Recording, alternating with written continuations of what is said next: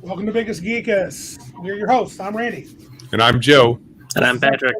Oh, Patrick, I was going to introduce you, dude. Hey, last time you left me hanging. Never. We would never leave you hanging. I deny that. And even if you show me video, I'll lie and say it was Joe's fault. That's not me on that video.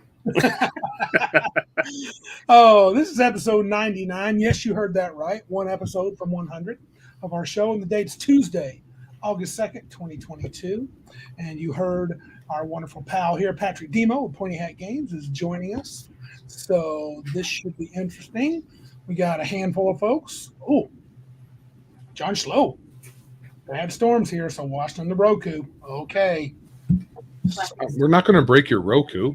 Nah. I've watched lots of YouTube videos on my Roku. Yeah. You got bad storms, though. We got something coming tomorrow, I think. Iron Man's in the house. Tim Scott's got a thing or two to say about Blain Pardoe. We'll get him to that. Martinson, Malachi's in, rocking the house with the metal. So, welcome, everybody. How's your week been, Joseph? Well, week. It's only been a few days. We've podcasted on Thursday. A few days. I've been burning the midnight oil. Have you? Mostly research on things to how to solve issues with Big Geek Emporium. Yeah. One in particular, someone asked if they could have be able to send emails out to the folks that bought their stuff. And I'm not sure if that's even something they could do over on drive-through, because I tell you what, the software is just the folks that make this stuff. Mm-hmm. You got to wonder if some of them even live in the United States because of their grammar. And that particular thing, no one seems to do. Really? Right. As far as, off the shelf stuff, there are like alerts or announcements and stuff like that. Sure. When you put something in the store, there's a thing that gets sent out, and then there's a newsletter. Those are the typical things. I haven't seen a comprehensive email. I even I sent a message out to one of the companies, the one that whose software I'm using, and said, "Hey, can you do this? Is this something that your software can do? Maybe I'm just overlooking." Okay, well they do. Yeah, it's probably just not a simple thing. Yeah, Malachi says that drive-through does it, but right. So you don't want to be like drive-through. I will have to get somebody on board who can make that happen then. I know drive-through can send you an email for every purchase if you so desire. Oh wow! Correct. That's something standard. You any service has the ability to send you all kinds of email for every single step in the process. Your credit card cleared. We're shipping it. It's left the building. We're putting a sticker on it. Whatever. But that's from my end as the administrator. I'm not seeing any good way to do it just straight through my software. So. Yeah, that's tough, man. I've been thinking about you this week and wondering how you go through the process, and so it sounds like it's frustrating as you got to try to find all these little details out. Programmatically, it doesn't sound complicated. So basically, the vendor should have access to a list of people whose emails they can see. You can see from the receipt from the purchase, mm-hmm. but there's just not a comprehensive list that you can just send email to them. Oh, okay. It's not there. So gotcha. It's kind of dumb. Yeah. How's your week been, Patrick? Hectic. Man, I still work overtime every week at the new job. Mm-hmm. But this week it's Gencon Eve. We leave tomorrow morning. Right. We're gonna chat you up about that and get some of your thoughts and tell you what you're expecting. That's going to be a topic for us tonight. I have thoughts. I bet you do. Is your wife helping out a lot? I'm sure she is. She's awesome. So. Wife is doing the lion's share of the work right now. She's a little hard worker, no doubt about that. Yeah, cool. Who also got a new job? Oh yes, that was cool. I heard about that. It's very cool. Congratulations to her. She did. I was there. She got a new job. Yeah, full time. Yeah, she works even closer to our home than I do from my job right now. They could Well, is both that something probably you walk to mentioned? work I now. remember you mentioned something about it perhaps when we were over. Yeah, Maybe. she had interviewed for it, and then she got the phone call saying that she got the job. Very nice. Very cool. Very cool. Did either one of you guys get any gaming in since last we spoke? Tabletop gaming, no. Nothing. No. No, but We went over for party gaming. yeah. Cool. And that was fun. Yeah. So, I'd never played any of those games before. Oh, brand new ones, huh? All around. Well, they're I don't know if you know what Jackbox games are. It's where they're video games that are meant to be played by like 8+ people. Oh, and cool. you play using your smartphone. You put in a room code, and then it has everybody participating in the game via their smartphones. And they're all funny and fun. Yeah, they're fun, and the fact that you're on your phone isn't really detracting from the party together playing games atmosphere. Because you're pretty much just using it to answer questions and put in what your responses are. But you're definitely still interacting with people face to face. That's good. Oh yeah, you're all sitting there as a crowd. That's my boy. Tim and I will be gaming tomorrow night. It's our 5e game at our buddy Greg's place, and they're going to have their blessed cleric to save them. Last time they almost got annihilated without me. They needed my healing hands. Yeah, you don't know Jack. I think that was their first game. Yeah, that was their first game. They blew up. Mm-hmm. Yeah, we like Trivia Murder popular. Party, Quiplash. Quiplash is my favorite. Oh, I've never played. I don't think I've ever played You Don't Know Jack. mm-hmm.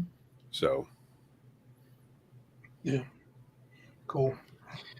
All right. Well, why don't we jump into our? Oh, I think next week being our 100th episode, I'm going to have a bit of an announcement myself.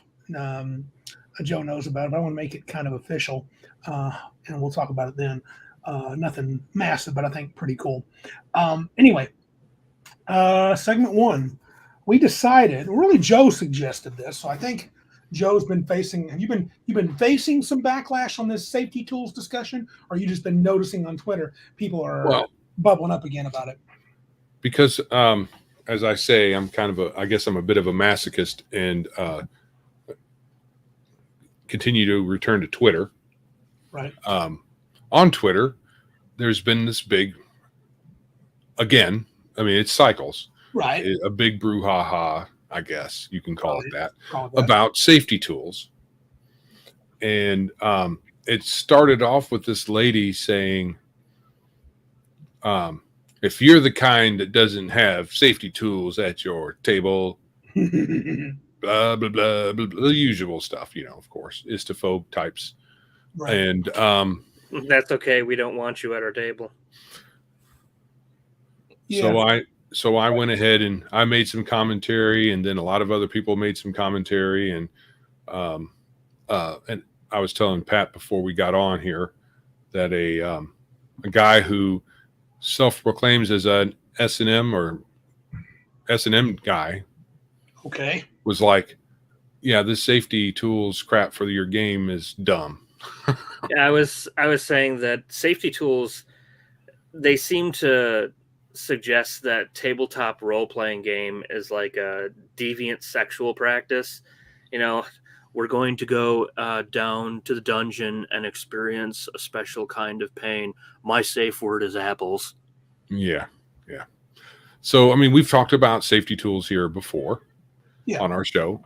It's been a little while. Well, it's always fun to poke at this because the people who promote this are so tender. Dude, no kidding. I mean, just raw. Look at this one. I mean, here's something I talked with Joe. I had not discovered this, but let's see. I'm kind of not, what do you call cause Tourette's here? Let me go slow enough. I didn't realize, let me zoom in some. There are X, N, and O cards. Did you know that, Patrick? What? Okay, yeah. I thought, okay, listen to this. Okay, I heard of the X cards, but what? Are there like NO cards for like no? No, no, I no, want no. that no. No. The X card is, oh, I'm uncomfortable. Skip ahead. The N card is, we're getting close to content. We might want to we're getting close. Feels like they're headed toward an X card. And the O card is, oh, I really like this. Keep going. What? Can you believe that? What? Green. O means yeah. Go ahead. Green light, man. Go. Oh my god. Yeah, that's really weird to me. I mean, people are just caught up in this Luxton technique. I mean, there's a bunch of these people. There's not just a few. That even makes it more into like a deviant sexual practice. It's like you have my permission to continue. Yeah. I mean, do you need to sign a waiver before tabletop gaming now? Like the permission slips you need to like engage in sexual congress with, and I forgot your significant other. Oh my, yeah. Tim Scott's got it. Show them the old. Oh, yeah, Martinson. That's a good idea. He says he's going to be making a bunch of O cards for Cabin Con. Guys will love it. I think the O's will have like kind of a brown tint around the outside of them. Okay. And then, when I take pictures, if I say, show me your O face, everybody hold up their O cards. Dude, I kid you not. I went down a rabbit hole on this Luxton technique. That sounds dumb. Oh, it's beyond dumb. Wait, so there's this, they get together beforehand. It's kind of like a pre-session zero. Hope you're all well. Pre-session zero? Hey, DVR folks in the house. Sweet. Thank you, DVR. I love DJ it. Craze. I Yeah. missed that one. Yeah, Silent Shoo. We got a bunch of them. Just My Opinion. Is that one too? Not Phone sure. guy. Phone guy, yeah. He's always. Hello, DVR army. Yeah, You probably man. don't know me. That's all right. They're going to know you. They're going to learn you. But this Luxton technique, I'm not wrong. I just read it before. I think this was the one. They get together kind of pre-session zero or during session zero, and they're talking about potential problems you might have at the table, your triggers and stuff. And, you may not be comfortable. You may want to talk just one-on-one. And they're giving examples. And he goes, and you might even have a person just comes to you and say, hey, I don't have any problems. I just want to let you know. I'm down. I have no trigger. I was like, what? It was like someone's going to say, I don't have any issues at all with anything. Just want to let you know that. Just, look. That should be like standard operating procedure for our games. I think one of the reasons why people push this is because, and for the DVR army who have wandered in here and have no idea what we're talking about, because you joined in as we were going. In the Dungeons and Dragons game, a tabletop role-playing game where you get together and act out, you play pretend like you're elves and dwarves and knights and stuff like that. Right. And A lot of fun. It's a lot of fun. People decide that there's content that is disturbing. They will hold up a card that has an X on it and say, we must stop now. Mr. Master. That's Throw in the perfect. chat if you like That's the show. I want you guys to keep going. Oh, yeah. I see a lot of Show me the O's. Oh, yeah. Woo! Woo, Yeah. They are action figures. phone guy. You better watch it. They are miniatures. Miniatures. They are not Miniatures. dolls. Dog. They are not dolls. Oh, John Slow. Oh. You had to go. He's go and not put the hand on. sure now. No. Boot him. We're getting close. Anyway, Yeah. folks who can't deal with I don't know, Reality. saying I don't know. I don't really know what things in a game session could be so triggering to people that they have to call a halt to the whole shebang Right. I And- don't quite get that. and take a break or whatever. I don't. No, it's weird. But that's what people do. But I think that this is all about hyper awareness of Yep. mental health issues. Right.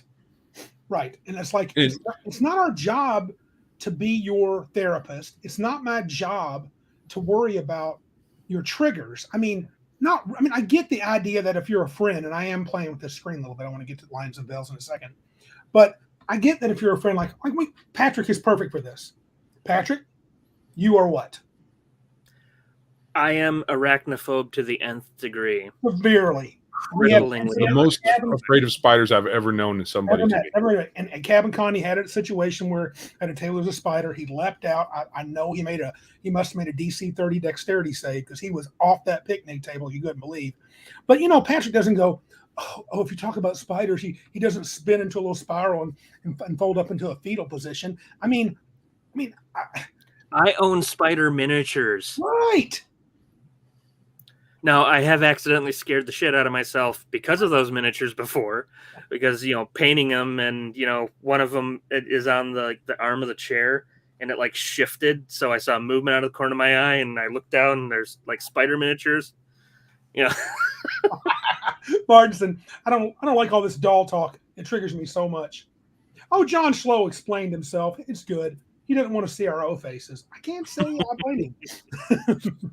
Nobody wants to see that.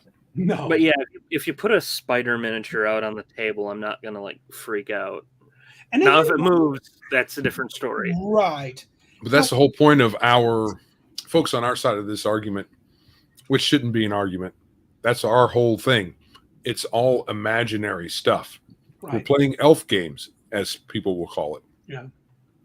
Now there's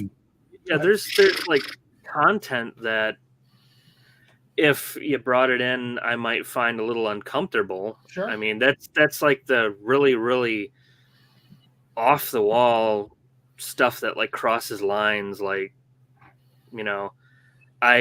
don't like the concept of rape in games. I don't like the concept of doing severe harm to children and that kind of stuff. I think Venger Satanis's games are a little too sexy for my taste, but I'm not going to tell him that he needs to stop running Chalt or anything like that. Well, he plays the games that he wants to play, and I'm probably just going to avoid the game. But, Venger, run those games. Right, Mr. Max. Boivin. People are not adult until 35 nowadays. Yeah. Yeah, and emphasis on the if at that. I've known 50-year-old people that act like children. Well, I'm trying to recall. It's been a few years. I played a Numenera game run not by Monty Cook, but the year Numenera came out at Gencon, but by his partner. I can't remember his name. Bruce Cordell. Mm-hmm. Did a great job. Ran a good game. The villain at the end he was a child rapist. There's no doubt about it. We saved this kid, which was fine, but I got the ick factor, but I wasn't oh my God, I can't believe you had a villain. I mean, I would rather not have that kind of description in my game necessarily. If I had a villain that I thought would do that, I just don't think I just don't know if that would be a thing that I would. Now, the whole thing is, I wasn't offended. I didn't go to Bruce, oh my God, here's the X card. The way I see it, if the villain of your game was a child rapist, as long as I didn't have to hear about all the previous victims that I may have saved a child from, this terrible thing, and I may have either kicked the ass of or killed said guy, that's a heroic act. Sure. One less pedophile in the world. I mean, what if as the premise of the last leg of your journey, you're oh, he's captured a child. Oh, he's going to do awful things to that child. Right. It's a motivation to go get that dude. Yeah, we better step on it. So those things can be used as long as you're not getting graphic. Taverns, right? You got your taverns, your maidens, and you're not so much maidens. What goes on there? And, Bard makes a seduce roll, and he goes upstairs with a tavern maid. Right. We don't go into detail at our tables. We watch the gamers. Right. So, but we don't get it. But we don't go into details. There's no need for that. Cigar DM says depends on the tables, and I think he's talking. And it's interesting to note. I think he's talking about that. I wonder to what extent other players people, maybe the people in the chat. I mean, are your games? I mean, I wouldn't even call. Would you call our games, even at worst, our games are not rated R? No, they're like they're no more R-rated than is Lord of the Rings. Yeah. Maybe it pushes the line in a little bit, but not much. Now and again, some delve a little more into gore and horror, but I don't think it's more like Knights of the Dinner Table than Lord of the Rings, to be honest. But I mean, I understand if you want something a little more serious, and if you wanted to just like Warhammer. If I played Warhammer, I would probably have it be a little more grittier and grimier, and probably try to be a little more visceral on the combat, because combat is so deadly in that game. Right. Yeah. My game, Mr. Max Bravo, my games are R-tarded. R-tarded. I thought it said rated, but no. That's funny. I need that. Scott says maybe our language is a little. Yeah, our language can get a little bit out. Yeah. Yeah. And though jokes can be a bit, and jokes and commentary can be a bit off color, so it's not necessarily for kids. 18 plus. Yeah. And John Slow says this is more for violence. Yeah, I mean, there's times I've gotten pretty visceral in my descriptions, and so does Cigar DM. I guess for me, and a few others, Malachi says R, Cigar DM says hard R-rated for violence and situation. I don't know. I think I'm with Larry here. Mr. Larry Elliott's got a good statement. He hears enough of that in his real life. I know his job can be dealing with those creepazoids. Don't want details in my games. Fair enough. Me neither. I mean, you only need a little bit of detail to properly motivate your players, really. If you have the right kind of crew there. I mean, if it's just, kick in doors and kill the monsters and take their stuff, you don't even really need that. All you need is a door. With Larry at our table, though, we know Larry. Yeah. And we already know that he probably doesn't want that kind of detail in a game. And out of respect for, our friend, we've already pretty much taken that into account when we play our games. Mm-hmm. I really think all this safety tool stuff is purely really meant for people who play exclusively with strangers. Yeah. Well, and we'll talk about that in a second. That's a good point. Joe, you want to read John Miller's comment? Yeah, John Miller. What's killing my desire for the hobby is the hobby going from ensuring and reminding folks of ways to be more aware and careful, and have moved into nearly forced activism from some entire companies. Yes. 100%. 100%. Yeah, and we moved away from just having normal human interaction, as in, hey, dude, cool it, or this is how our table runs, and everybody's aware just by talking to each other. No paperwork needed, no cards, and all that other crap.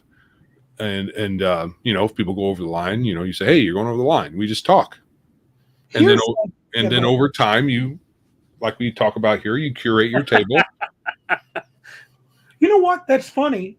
This one with Tim Scott. I'm sorry, Joe. Were you done, bud? Go ahead. Oh, I was just reacting to his comment. With John's comment, I'm going to talk more about that next episode, because I have some things I want to kind of not get off my chest, but I want to talk about sort of how the hobby's been making me feel, especially since we've done the podcast episode 100 next week. So hope you guys listen. I'm going to say something though. But I'm going to curtail all this talk of the hobby making you do this or that or the other thing. I'm going to say no, just the language of the hobby is sure, right. Sure. The hobby is what you have at your table. There are external factors that we can all safely ignore. We don't have to be hooked in. No, we can see it on the periphery and make fun of it. That's probably your best mental state to be in. I fully agree. I kind of want to, because that's good stuff, but I kind of want to bring that up next time too. Yeah. But Tim Scott makes something that I think you were laughing at Tim's comment, right? Mm-hmm. Right? It's funny, but I think he's onto something. Yeah, I was just going to say I know he's being facetious, but I think there's a bit of there's a ring of truth to it. Safety tools, they're meant for people with no friends. I think you found something. Maybe they don't know how to have friends. Well, and by that I mean they go to a game store, and I've listened to some people that I like, podcasts that I like, and they talk about using safety tools, but they're also the ones that talk about playing at different tables every couple of weeks. They have campaigns that last, 4 weeks or that last 3 sessions. And I'm just like, so you don't really have a group of buddies that you hang out with. And that's where I kind of want to give a nod to safety tools only from this point. There might be a place for them, for some of them. It's clear, like, for example, I wanted to not end with this, but like I have lines and veils up here. They're used to set boundaries. Lines are hard limits, veils are soft limits. So hard limits are don't engage with that content at all. I don't want to see you raping kids. That would be one. Veils. I think it also. Sorry. No, I was just saying that. Here's what I think. When I read this stuff, doesn't it all sound samey to you? Mm-hmm. It really does. And kind of, it's like, I just find it silly. Yeah, it's the bureaucratic way of handling what would normally just be people talking. You don't have to. I mean, why do you need terminology and jargon to describe boundaries? Normal. I mean, we all have boundaries.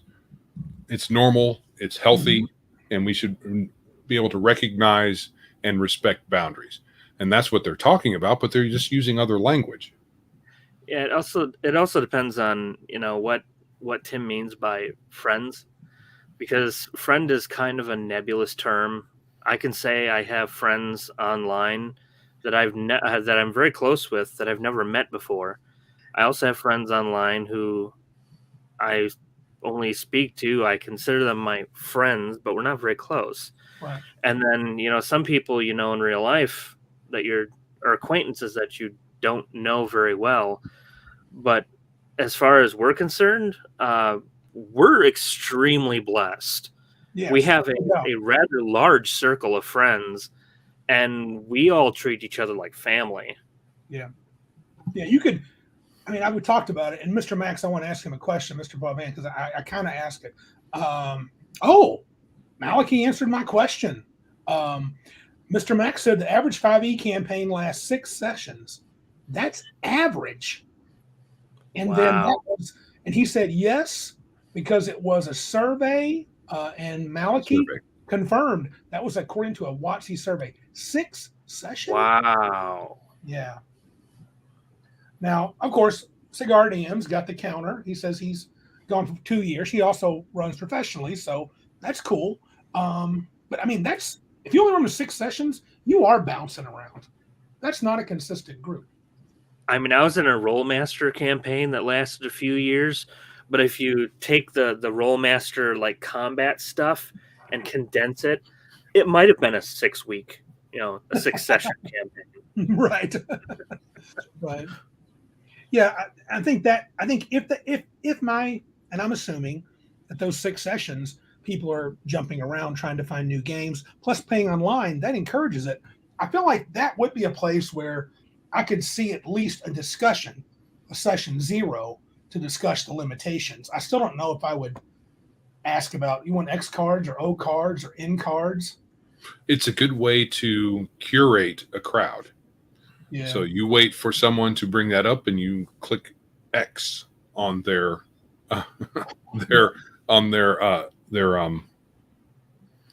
avatar or whatever, or you just don't get back with them depending on where in the process you are.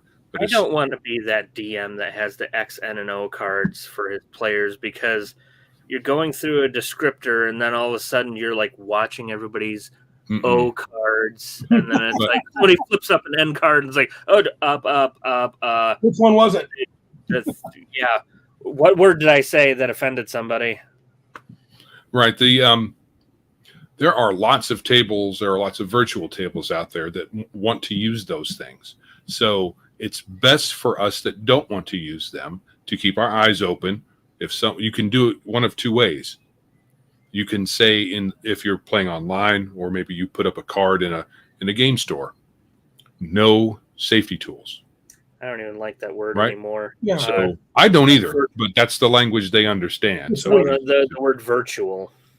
You think we should pause for this? Just my opinion has an opinion, Joe. Tell them to hit that like button. Like button. Yeah. Hit the like button. Bell notification. Yeah. Comment later on. Subscribe. You're all lots of people are commenting. We have a good crowd here, 20 No, good. for us. Got a great group. Man, this is cool. Thanks for coming, everybody. Right. So you can either say no safety tools, and that will for sure keep people who want to use them away from your table. Violence solves everything. Says Rollmaster combat is fast if you know what you're doing and are familiar with how things work. Sadly, the current version of ICE is a lost cause. We share a booth with them, so I'm going to see them all tomorrow. Wait a second. Is he saying the new version that I'm thinking about picking up? Yep. Really? Oh, man. Is that coming out this year, Patrick? No, he says the current, not the new. The current. Oh. Unless they're the same I don't know thing. if he's talking about Iron Crown Enterprises as a company or whether he's talking about like Rollmaster itself. No, he's got because if you want a faster version of Rollmaster, I prefer Harp. I think it moves a lot smoother and I like it a lot more. Gotcha. Right. So the other way you keep this your table if you don't want it. Mm-hmm. Oh, go ahead. He clarified it's Rollmaster Unified. Hmm. New Rollmaster coming out. I was talking about the Iron Crown Enterprise. Oh, yeah. Well, let's see. Yeah. The other thing you do, one, you like I was saying before, you put in bold letters, no, if that's what you want to do, no safety tools, and that will keep the safety tools people away. They might, send you nasty grams, but who cares? Mm-hmm. Or you watch for them to ask in their, like when they say, hey, I hear you got a game, do you use safety tools? And you just ignore them. So there's ways to keep them away, because I don't even think playing with strangers online is that's necessary to have safety tools, especially if you have a properly described game that you're advertising. The best way you can do it is say, this game is much like Lord of the Rings. Yeah. You've completely described the tone. Mm-hmm. So if you got people who can't handle that, mm-hmm. why are they even playing the games we play? Yeah. So you don't think even a little session 0 would be a good idea for something like that? I mean, you're probably going to, if you're playing with strangers online or at a game table, you're going to have a preliminary thing, whether it's a whole session or a couple of minutes beforehand, so you can set some ground rules. Mm-hmm. That's it. Yeah. Just some ground rules. I agree. I mean, my natural response, someone asked me, do I have safety tools, would be, no, I'm an adult and I expect my players to act like adults. Safety is for quitters. Nice one. Oh, wow. I'm sorry. I'm looking at this thing that John Schlow said. Iron Crown Enterprises and Legion of Myth had a run-in last week, caused them to shut down their Discord for a few days. Oh, my. Says it was fun watching I think it's Legion of Myth, get called a crypto-fascist and then accused of writing gay fanfic of Jordan Peterson, all by the same guy. Oh, no. What was that? Okay. Wow. I saw the first part of what you said, but I can't see the second part. Here it is. Violence solves everything. Violence. Oh, okay.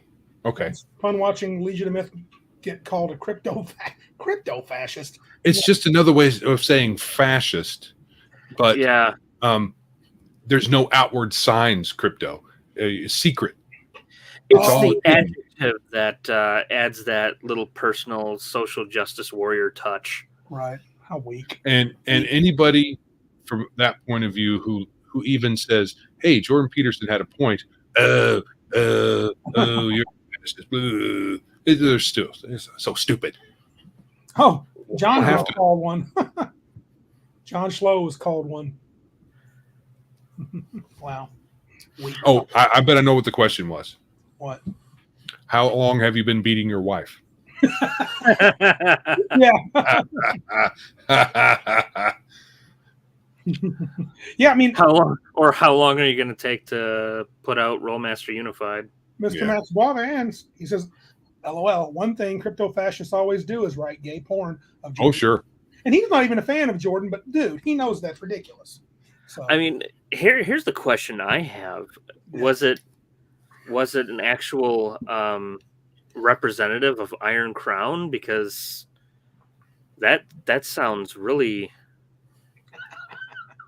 on the IC Discord saying that Palladium fans are horrible human beings. Wow. Okay, that sounds to me like it's just Iron Crown fanboys being the actual horrible people. It's But, some kind of team thing. Palladium folks and Iron Crown folks being on opposite teams, and our game's better than your games. You're all gay. I mean, It's I stupid. never thought that Palladium players were horrible human beings. I mean, letting it all out there. I had my Palladium phase once upon a time, and I got out You of experimented. it. I experimented. I ran around on D&D.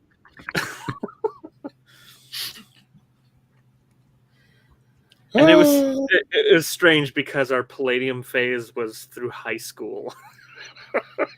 I had a Rifts phase for about 2 months, and I longingly look at my Rifts collection, which I recently got a. Did you have to go to the doctor? But I had I look at my Savage Worlds Rifts collection, which is massive, actually. No, badly, but you have to go to the doctor about a GURPS addiction because GURPS sounds like a venereal disease. I got the GURPS. Yeah, I got the GURPS last week. It won't clear up. The GURPS.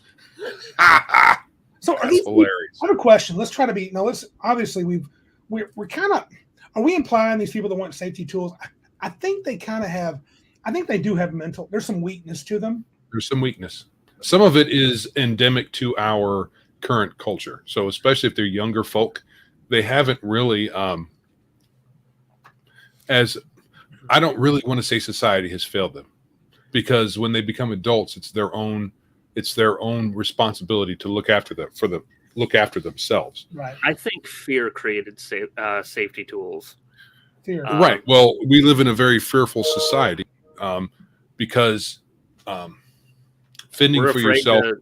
We're afraid to say what we mean. Well, fending for yourself is eschewed for letting the government and take care of you. Other people should be taking care of you instead of you taking care of yourself. So be afraid of everything. Be afraid, be afraid, be afraid. Be afraid of Trump supporters, be afraid of red hats, be afraid of everything. Everything that's not in a particular box. Be afraid of everything outside it because they're fascist. Because, that's what the word is for these days. Yeah. Do you think it's possible that it's just the types of games a lot of them play? That they play these psychological character studies. They talk about that. Sure. Talk about that. Well, it's play style. I don't know about the game itself, but it's a play style, for sure. Because I want to play my transsexual two-spirit lagomorph. Lagomorph. Just say rabbit. Well, but even when they just say, "Hey, I want to explore my character's sexuality in this Dresden U-verse," and that's how they play. Maybe, and that's when I hold up an X card. It's like I don't need. I get it. I'm just playing devil's advocate here, boys. But a lot of them are they can't leave that alone to relax and play a game. So of course the game also has to be an exploration of their confusion, because much of all of this is born of that confusion, and confusion breeds that fear, like Patrick was saying. Well, you were talking about fear. I think it's all born of how confused people are because they're rudderless. They have nothing. They have a meaninglessness. There is a meaningless to this whole thing too. Man, I'm in trouble. John Schlow, but I told him that I like Palladium, but not I like Rifts, but not in the Palladium version. But I already told you I can't trust your judgment, Randy. That's true. Your consistency with being wrong is noted. Roger that, John. Boy. That's okay. John likes to play anthropomorphic animals more than anything else. So is he really right? Oh, there we go. You're a Bunnies and Burrows player. That's cool. Oh, that was funny. So, yeah, I can't see. I will never use safety tools personally. I don't know why I ever would. I can't ever see it. I think there are some people that have some issues, and there are other people who, like in a lot of other arenas these days want to be helpful to them. So they will, advocate for that. And stupidly, they're not really thinking it through. They're just trying to be nice when they're just picking someone to be nice to. I'm going to pick you to be nice to, mainly because they probably seem helpless, like children. If you want to use safety tools in your game, fine. It's a free country. You play your games the way you want to, but don't tell me that I have to use them in my games. And if you tell me that if you're the type of person that doesn't use safety tools at your table, you're a blank blankety blank. You know what? Get away from my table. You're not welcome. Right.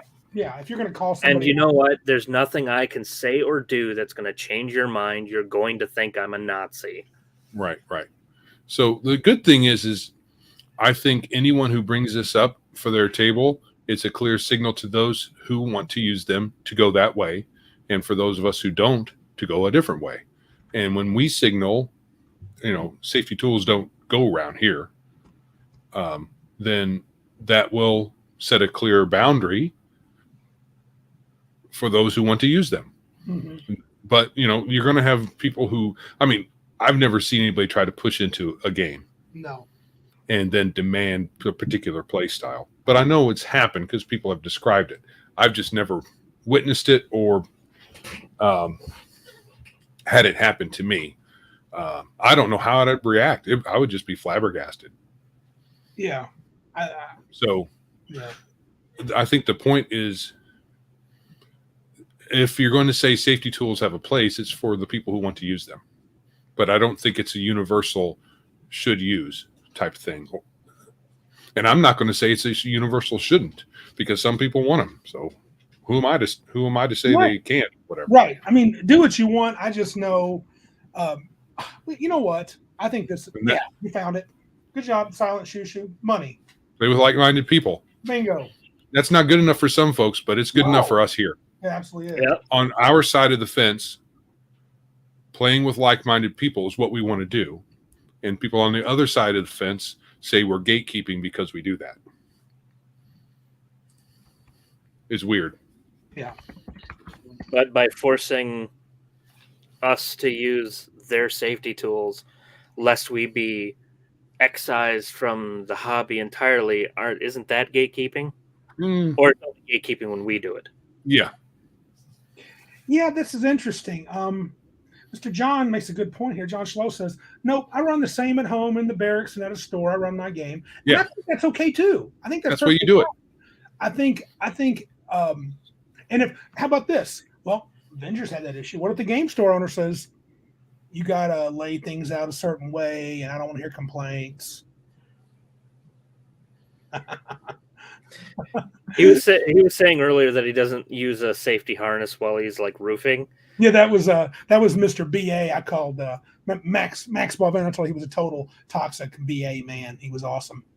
So Violent Solves Everything says, I always wear a harness and line when working on signs over the highway, which is probably a tiny bit more dangerous than working on a roof. Yes. Because if I fall, I want to dangle like a piñata for the semis. That makes him pretty cool, though. That makes him pretty awesome. So that's good. The only acceptable that's a safety tool. That's a safety tool. That's a safety tool. He goes splat without that one.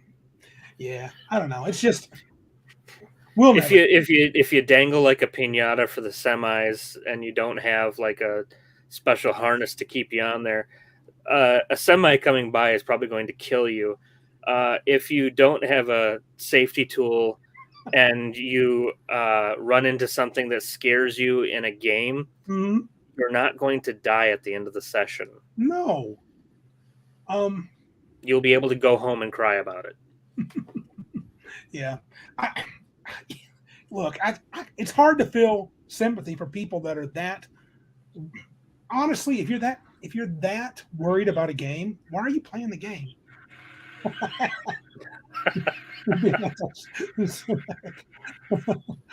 Oh, for the semis, he's anti-Semitic. That was or maybe the piñata. I mean, somehow. Yeah. I don't know. Well played, Mr. Max and Violence. You guys win the BA guys of the day. Oh, all right. So, I mean, after all this yammering, I guess what we're saying is if that's what you want, fine. Yeah, that's not what we want. And it should be fine that way, too. If someone's that hell-bent on it, they don't need to play in my game, and that's okay. I feel it's like a Monty Python skit, right? This whole thing is like a Monty Python skit. It's either Ministry of Silly Walks or I Want to Have an Argument, or the bit in Life of Brian when what's the, I can't remember his name now, but he wanted to be called Loretta. I want to have babies. Have babies. You're a man. Have babies? But You're a I man. should have the right to want to have babies. Whatever. Yeah. But it all seems like that kind of level of skit. Martin says, what if something scares you so much you have a heart attack? I say that's a shame. Nothing we can do about that. Call a medic. Start CPR.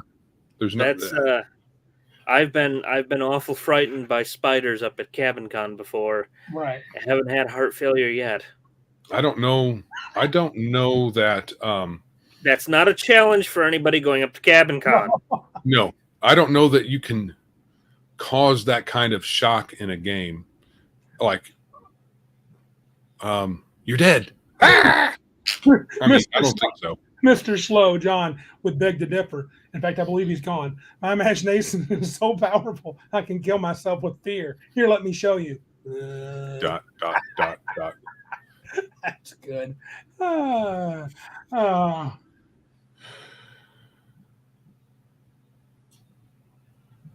No, Martinson, challenge not accepted. No, you bring an actual live thing to CabinCon. Do not. I will set you on fire and bury you in the lake. Just don't burn the whole place down. No.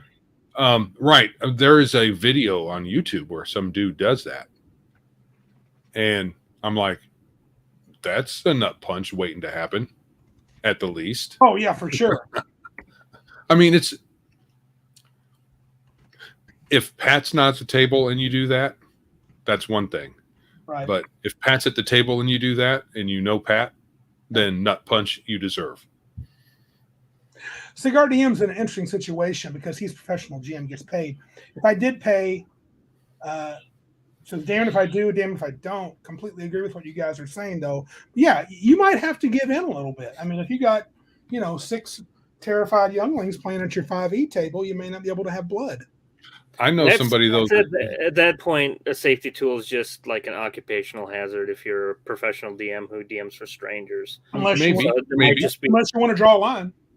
Right, because it's either here or somewhere else. I saw someone commenting after that kind of a comment that I play that they do for pay, and it might have been I can't remember who it was. Is somebody in one of these chats, either on our channel or somebody else's, who said, "Yeah, I play my game no matter what, paid or not." Yeah. So you can do that. If you're receiving pay, I might almost expect safety tools just because you're being paid to provide a service, and you really need to tailor the service to their liking.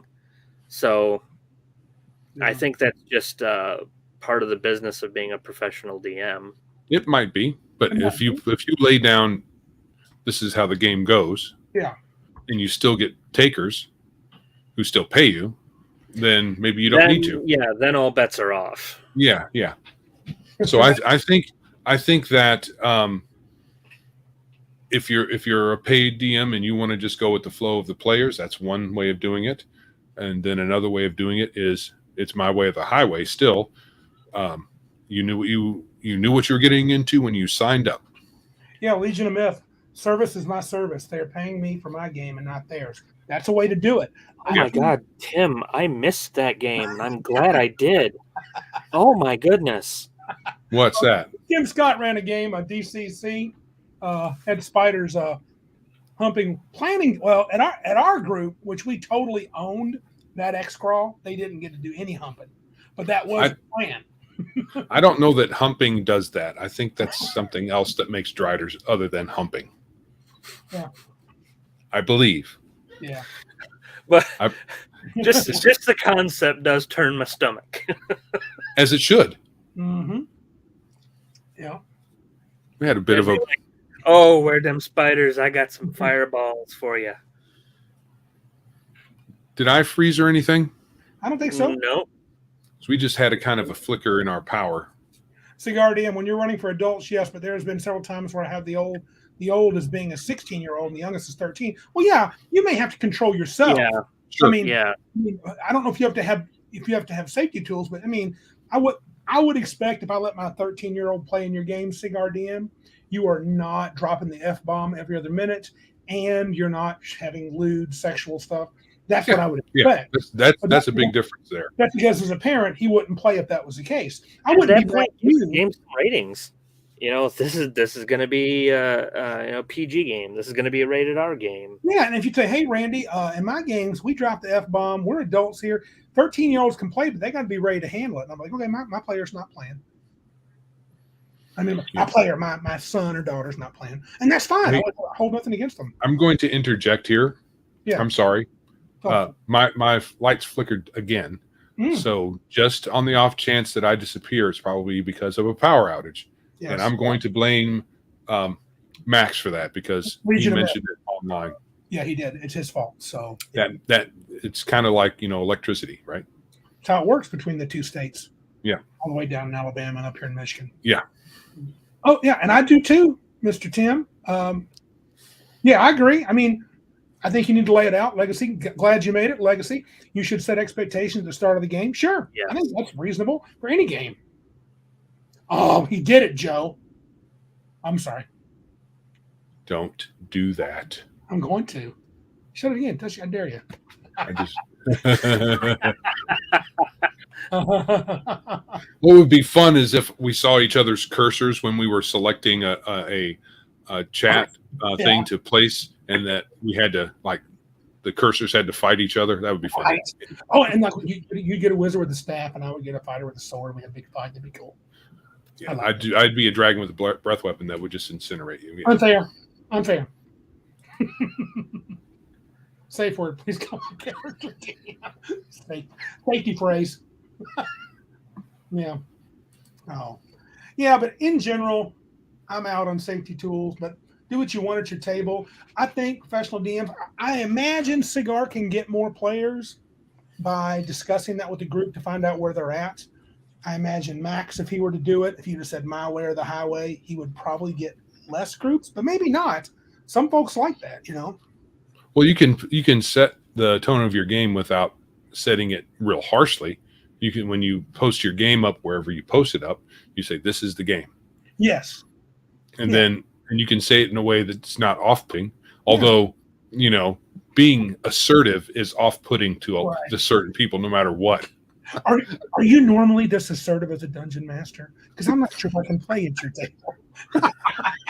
Who do you think you are?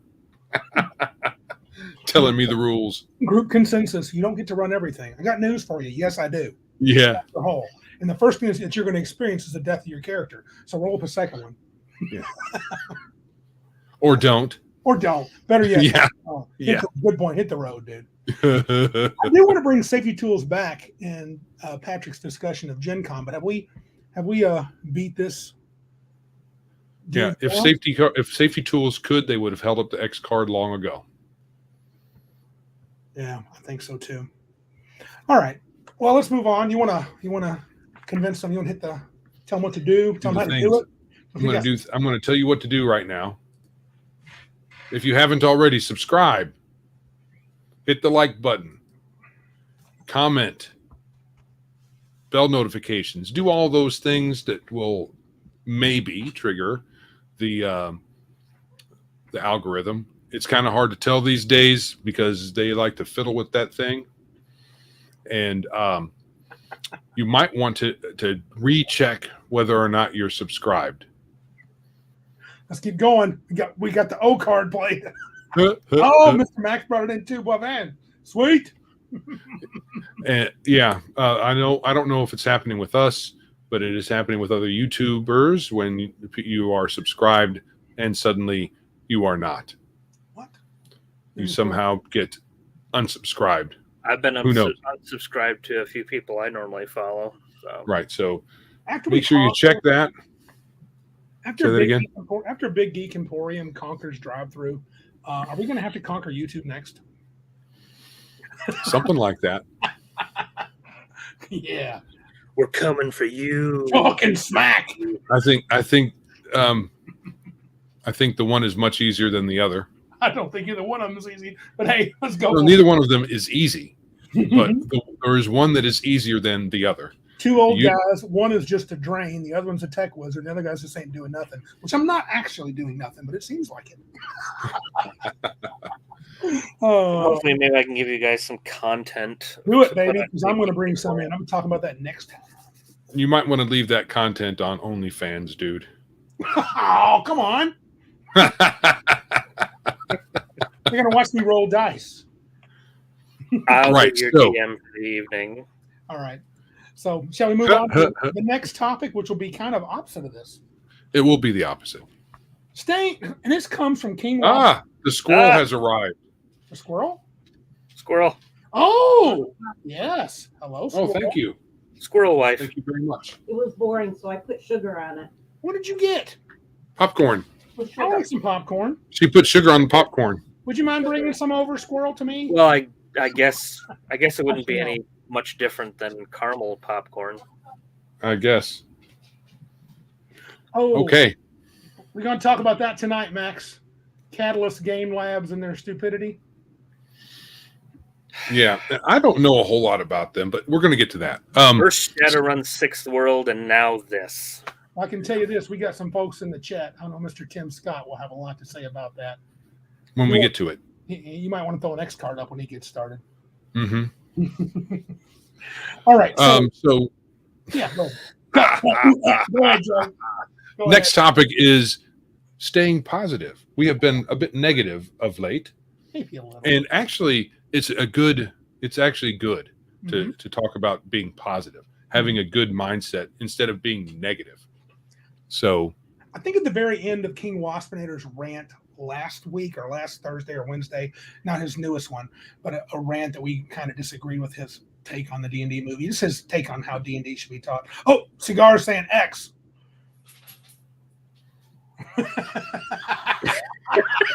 okay, so for you guys out there, when it's time for you to listen to this, my wife brought in some popcorn, and because she prefers to remain anonymous, she wore a mask that it's a squirrel mask.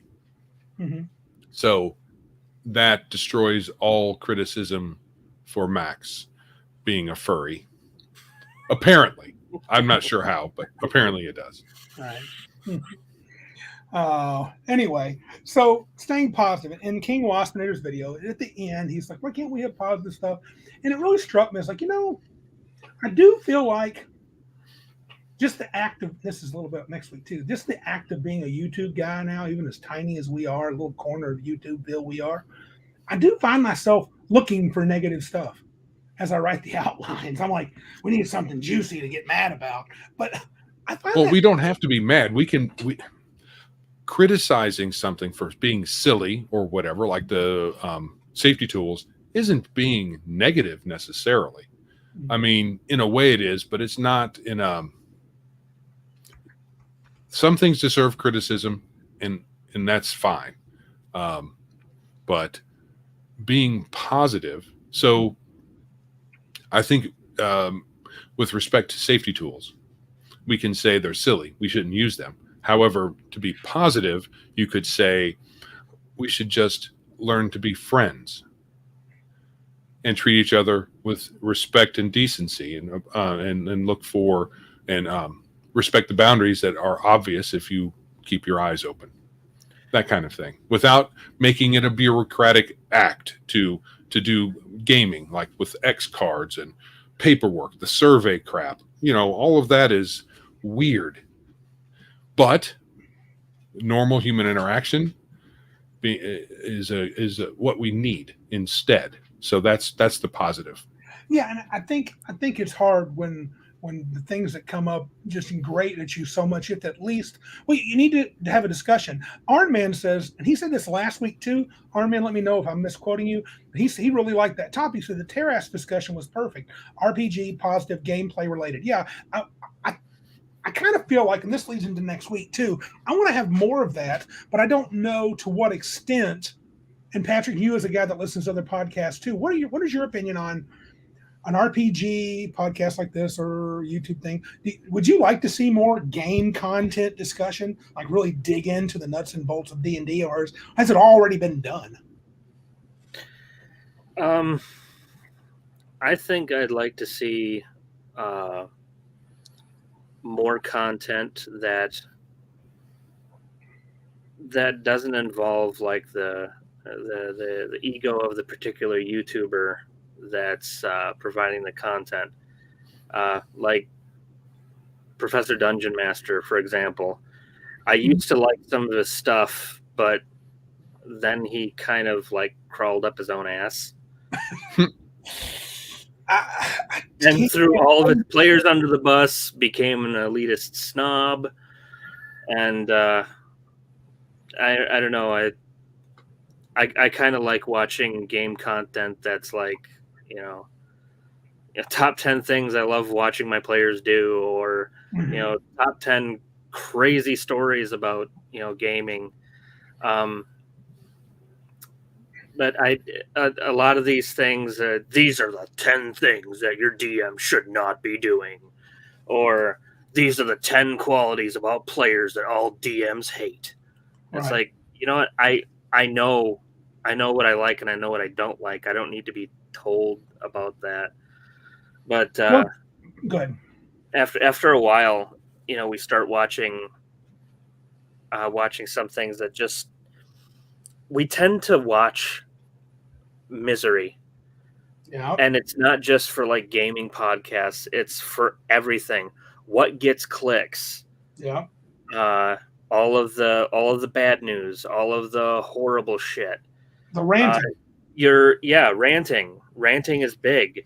You guys know what hate clicking is. It's basically the concept of, going through your news feed and seeing an article that pisses you off.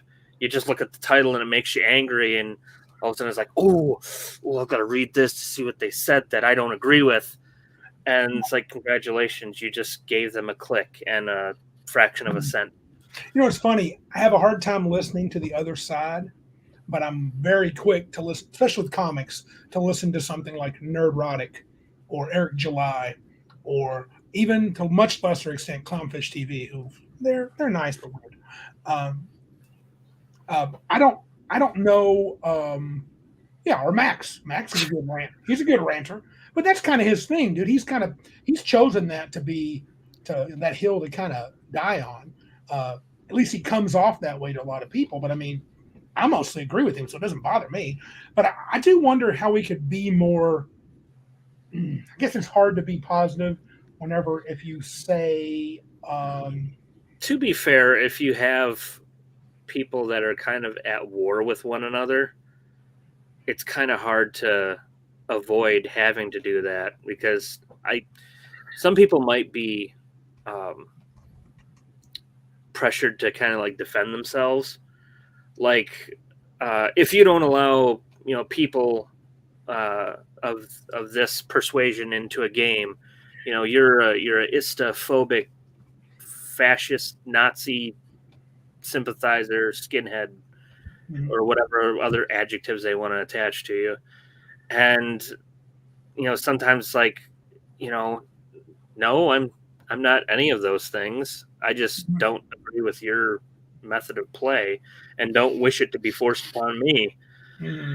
But I don't know, I think that's just like the nature of the beast nowadays, and I think it's kind of only been that way for the past like 20-30 years. Rants are a double-edged sword is what Mr. Blain says, and our man pipes in. This is something we might want to listen to. I don't know if it's true. Let Max rant. That's his deal, and I like it. I'll keep doing, Max. Do what you do. No need to repeat the rant on Biggest Geekus. Yeah, sometimes I've told Max this too. I think on his show, I was like, dude, sometimes I just steal your crap. I mean, I hear Max talk about, oh, that's pretty cool. Let's pencil that in for something. Well, that's the thing. It's not that big of a deal for folks to talk about the same thing, as long as we put a different, put our own little, put in our own words and have our own opinions about them. Yeah. Like this, the whole thing about staying positive. Yeah. You wanted to say Legion of Myth, that's a really good way to. That's a great way to do that. Yeah. Right. Max, So Legion of Myth does a good job with their segments. That's what Max mentions here. They have a segment 1 with game info and then commentary where the rants often come in. That's true. I mean, they're not just rants. Sorry, Max. I don't mean to tell everybody you're Legion. I'm not trying to say you're all rant all the time, but because they definitely do a breakdown of games. So Sure. So the thing is, for me, I don't just want to rant either, and I don't want to rant. Criticizing or poking fun at things is one thing. I also like to have an alternate solution, let's say. Yep. So if we were to talk bad about Drive-Thru RPG, for instance, right. And their shenanigans, Mm-hmm. we could criticize them and be a bit ranty and all that other stuff. Right. But I've decided to do something as well, and other people can too. So if you don't like a particular thing, maybe you don't like Drive-Thru RPG, but can't wait for an alternative to show up, you can make your own website and sell your own stuff out of it. No one's stopping you, except your temperament and what you want to do with your spare time. So I think some healthy competition is only going to be good for the industry. Right. So if all we're doing is ranting, right, and not pointing to alternatives. So alternatives to Wizards of the Coast stuff.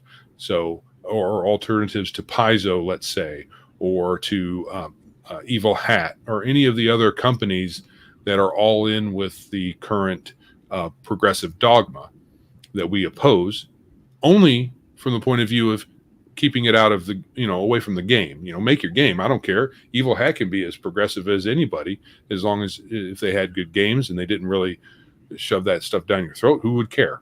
Right? They can be as progressive as they want. They can progress right off that cliff I wish they'd jump off of. So it's better to try to point people to, you can point to D&D of old. There's lots of rule sets that you can get for free. I think Violence or Legacy Game Mastering was talking about that. A lot of OSR games, there's a lot of games that have free versions of the rules. And so if all you do is rant, then it's not as useful as if you point out, criticize, maybe rant a little, and then have something to add instead of just blah, blah, blah, blah, blah. Legion says the thing is there are people who rant, people who give only the facts, people who ramble, people who dress up and use voices. There's room for everybody. That's true. Sure. And that's a positive spin on that. Well done. Yeah. Legion. Yeah. So you can do all the things. You can do any of those things or all those things. Yeah. But we like to have, I think we here like to have. I feel naked. I'm not wearing my pointy hat. Speaking of dress up. I think we'd like to have to put something positive in there. That's why we have this segment of being positive. Gotcha. Well, shoot. Did we derail it? No, I'm thinking. Do you think we does this ever bleed into our? I wonder. I don't think I see this. I wonder if you do too much of the negative or the positive. Well, we'll say the negative. Will it bleed in? Have you seen it bleed into our games? Because we do complain when we get together. We have a few topics we love to bandy about. At Cabin Con, the guys, we go through our list of topics. But do you think the game ever sees a bleed from negativity? I have never seen a bleed. Yeah, me neither. I think that a lot of it comes more from how long it has been since we've gotten together. Because once you have that initial blast of the world is awful, clown show, we don't like it. Yeah. Then we get down to gaming and we're fine. Yeah, I think that's true. But yeah, so and we'll talk more about that, I think, in the next episode, because I do want to talk about where we're heading as a podcast / video thing. Anything else you want to add about staying positive? I didn't have a whole lot more I wanted to talk about on that one. Well, I think it's a mindset. So if you're like always angry, that's no good. Mm-hmm. Even if you don't have to be always angry and that being the forefront in your mind to do the ranting, because sometimes it's performative for some people. Yes. So you can do that and still, I hope, have some positive in you, because if it's only just angry ranting, it's not good for you, your mental state. No. So, and you can be all ranty about gaming and then positive about something else. So you don't have to be balanced in all things equally. But Powder Puff nurses, if you're always angry, eat some sugar. Yeah, that might help. A good solution. But having a mindset so that, yes, you criticize things, but even if you don't express it out like we're doing here right now, but you point yourself in a positive way, then who cares if you rant some? Yeah, and I think it's more about, like Larry Elliott said earlier, it's if you discuss the problem you see with somebody's take on something, defend your position, that's not necessarily a rant. That's more of an argument. I mean, an argument in a good sense. Debate is good. Is that a Hulk reference? I think that's what Legion's that looks like a Hulk reference. Yes. And Legion or Legacy says this. This is interesting. Oh no, wrong one. He says, I sound angry when I'm just super passionate most of the time. I think that's what happens. Yeah. Right, because sometimes we get caught up in what we're saying. We're passionate about it, and it can come across as being angry or whatever when it may not be. Right. Yeah. All right. Shall we move on? Let's move on. Yeah, we need to talk about Patrick here. He's getting ready to go to Gencon 2022. Pointy Hat and Mr. Patrick. I just want to start with a few questions for you. What are the current requirements to attend and be a vendor at the show? Well, if we're talking about the COVID-19 vaccination, we are. Yep. You got to be fully vaccinated, and because we've had to miss a couple of. Oh, we may have lost Joe. Okay, go ahead, man. We don't need that dude. Oh, there he is. Shoot. Dang it. Okay. He's muted himself. He's eating. So, because we've had to miss a couple of Gen Cons due to, the COOF outbreak. Because you sounded so sad. He said F word for half a second. I thought he says F word for half a second. I thought Patrick was getting ready to go to jail. Well, I've never been there before because I'm a boring square, but that's funny. And sometimes this feels like jail, but they say you have to have the COVID-19 vaccination. Because we had to miss a couple of years, there's no refunds. We've rolled over for 2 years now because of the COOF. And basically, it's you don't have a vaccination, you don't come. And that's even if you're an exhibitor. Boosters as well. Mr. Boivin was asking. No, that is a Gary Con thing. Okay. In fact, Gary Con is now more draconic about it than Gen Con is. Wow. Believe it or not. No, you just have to have the one-shot J&J or the 2-shot Pfizer or Moderna. So a full course of vaccinations. They don't put a requirement on boosters. So my wife and I, feeling that we had a gun to our head, get the vax or lose your $2,500 deposit. we went and got it, but apparently we didn't get it fast enough because last week my wife was in a panic saying, "Oh my God, we still don't fit the requirements." You have to have your second dose that makes your full course of vaccination 14 days before the show. Wow. And when we got our second poke, we wouldn't be able to go to the show until Sunday, the last day. Oh my gosh. Just because our 14-day waiting period overlapped. I'm not sure what a couple of days actually does, but I'll tell you. Gencon was not going to be moving on that.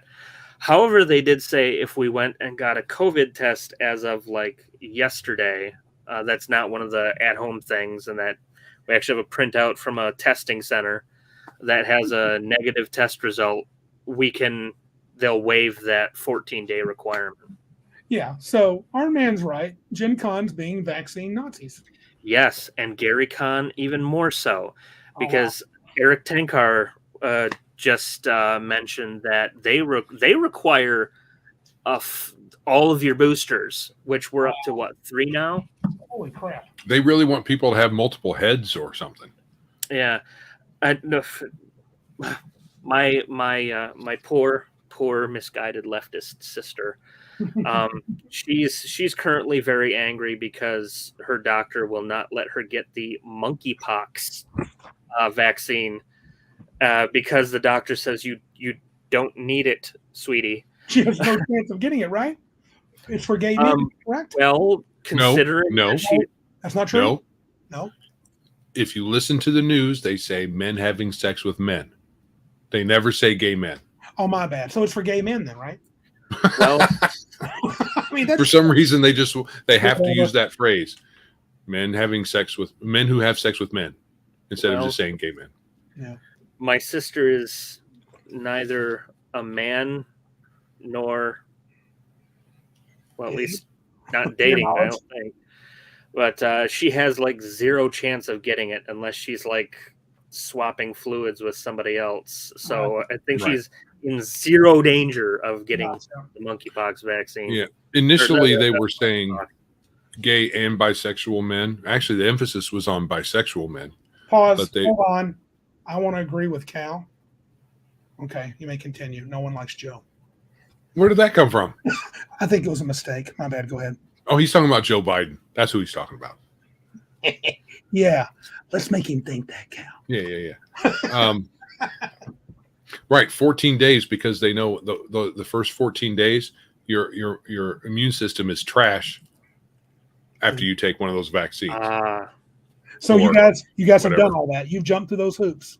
We've jumped through every hoop. You got the papers. You're ready to cross the border. Yep, we have everything that we're gonna throw at the maybe quite literally throw at the vaccine checking station that they have set up that everybody has to go through. So we're compliant, but not for GaryCon. So I guess we're not going to GaryCon, are we? Wow. So were you planning on it? No. Oh, okay. Are you excited? Especially not if they're going to be like that. Has this taken away from your excitement for Gen Con? Normally you're pumped, right? There are a few other factors outside of even Gen Con why I'm not really that thrilled about going this year. You don't have to elaborate if you don't want to. Well, I mean, I'll elaborate some things.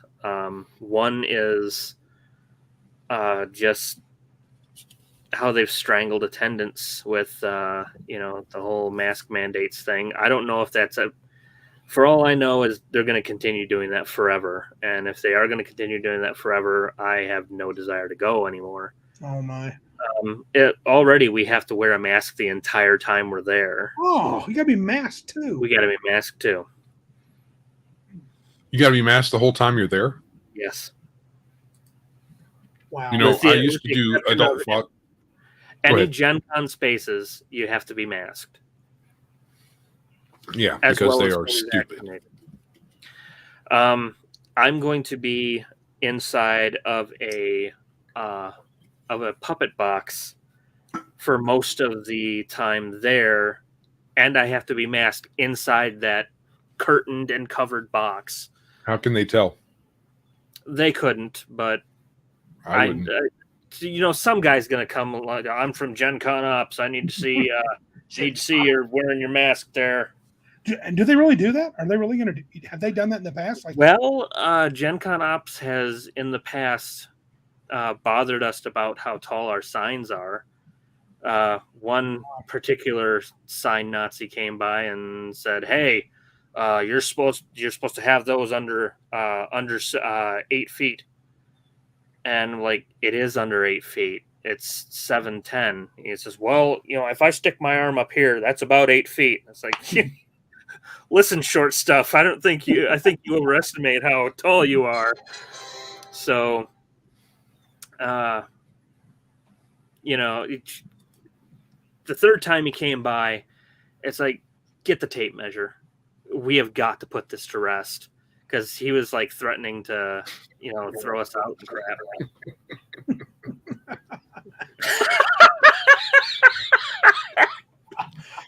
You are a sick one, Cal. Yes, Cal. Oh, we're supposed to. I made reference to 2 heads, and Cal says, "Looks in my pants. 2 heads might be cool." Yeah, Jeff just sent me a message about the whole masking and vaccine stuff, and he says, "I bet you none of the restaurants care." Okay. He would be 100% correct. Really? Yeah. So Indy's not doing it, just Jim. No. Awesome. Indianapolis, the whole city, they're not doing the mask mandates. It's just Gen Con. Goodness gracious. Because they have a bunch of Karens. Yes. They're run by them. Well, it's one big Karen. Time out. I have to kill a cat.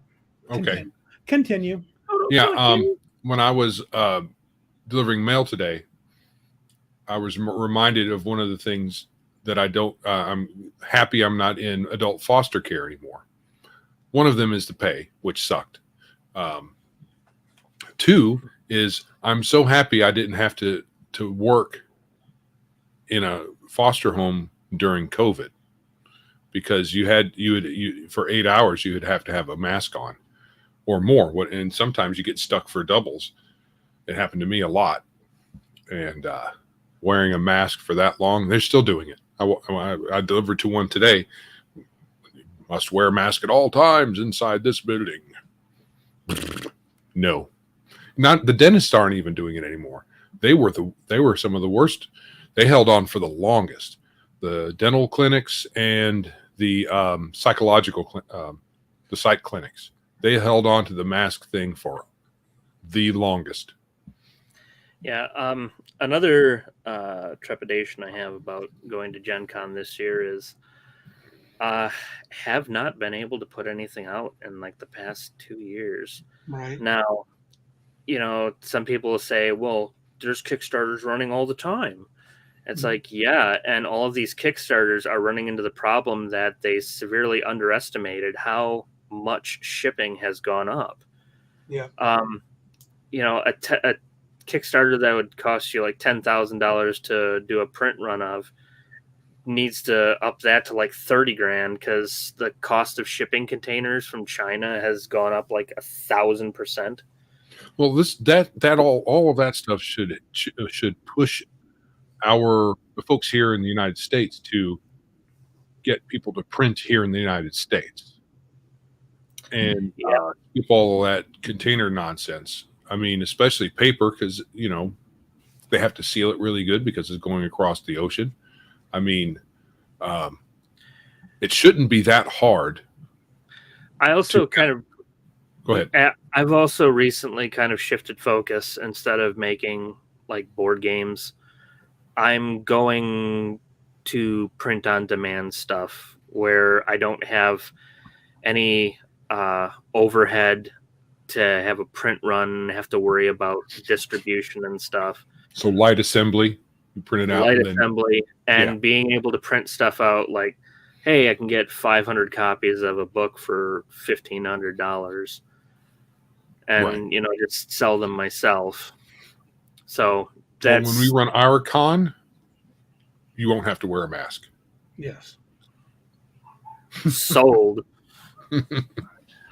So are you leaning into now? I'm not sure I missed a little bit. I was trying to respond to somebody. So are you not expecting a good outing? I mean, in the past, you've told me when you've gone, you've always at least broken even. Are you expecting the sales and stuff to be wanting, or what? How many folks are going? How many are registered to go to Gen Con? Do you know? I don't know the numbers. I just know that we're going to be short a couple people this year. Right. And Iron Crown is actually bringing along one extra person. So they're going to have 3.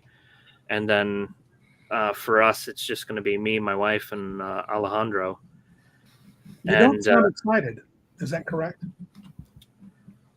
I'm not as excited this year as I was in previous years, Mm-hmm. mainly because when you bring too few people, and you kind of at least need 4 Right. to really be able to take a break. Right. And I don't want to be at the booth the entire time because doors open at 10 and they close at 6. And if you're there the entire time, well, the only thing you're seeing of the convention are the after hours. And could you shut it down early? Or is that a bad proposition? I think that looks unprofessional if you'd shut down too early. Now, we are doing some things in shifts where it gives each of us a couple hours to do something. I'll never be on break with my wife. So it'll be her off taking a break while Hondo and I are at the booth, and then we just kind of rotate out. Gotcha. But this is going to be our last year with Iron Crown as well. So we're pretty much letting them do their. We're going to be downsizing our booth. To just leave ourselves the option of going next year if we even want to. Right. So we're downsizing to, instead of a 10 by 20, we're just going to a standard 10 by 10, and then kind of willing the other 10 by 10 to Iron Crown, but under the stipulation that they now have to register themselves and they're not being handled by a host company through us. Gotcha. Well, someone in the chat asked a very important question. Do you plan to visit the BiPoC room? I might. There's a morbid curiosity that might have me peek in there, but I'm afraid I might get stared at. I was going to say, can you go in it, or is that okay? There is a lot of misunderstanding about what the BiPoC room is, and let me preface this by saying that I wholeheartedly disagree with a BiPoC room. Mm-hmm. I think it's extremely racist on behalf of the people who organize it. I'm not a segregationist, and I think what the BiPoC room is, even though it's not what people think it is, I think it's still highly segregationist. What the BiPoC room is it's a room specifically for the BiPoC community to display themselves. It's like here's this room specifically as a space for celebrating the artists and writers and creators of the BiPoC community. If I wanted to be really crude about it, it's, hey, companies that want to fill your diversity quotas, get your tokens here. So you can technically go there though. Oh, what's funny? What do you laugh? Oh, he is. That's actually true. Yes, Yeah. Legacy Game Mastering says Patrick is blacker than Sean King. True. Everybody is. I think everybody might be blacker than Talcum X. So by definition, a non-BiPoC can go in the room. Yes. All right. It's not like, I mean, So it's yes, a viewing room. It's yeah, kind of. And it's supposed the to black be. people on It is display. supposed to be a safe space for them because they go through that safe space nonsense. Right. Yes. Um, They so oppressed. And I don't know. I just think just having a room, these people only. I could. No. I could.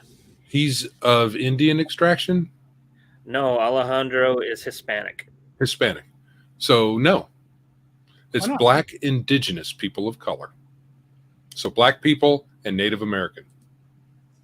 That's No. what BiPoC is. Is it really? I Black thought indigenous. it included Hispanic. I thought it included. Aren't they I people don't of think color? so. They're I not think people- people might do that, but when that term initially came out, it's black and indigenous. So Mexicans are indigenous to Mexico, but you'd have to be Native American to qualify there. to connect to our previous topic. I Yeah. know you don't get to play. You don't play too many games there, like RPGs. But do you hear a lot of talk of safety tools there at Gen Con? Not really. I mean, I've gone in and I've watched a little bit of like the open table gaming. Mm-hmm. I don't really see people there with like X cards on the table and Mm-hmm. stuff like that.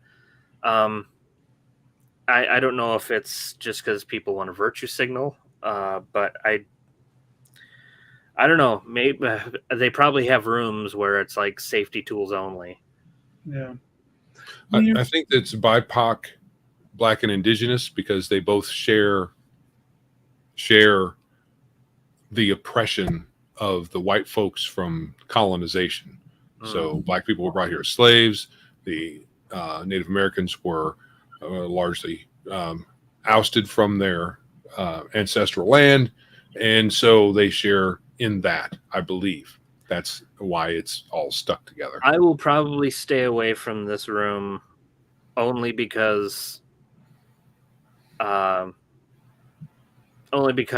really would feel uncomfortable being stared at right. by people. You probably getting the stink eye saying, "What are you doing in here?" Yep. Even though technically you're allowed. Or you could just say you could wear a sign, like a badge. I identify as.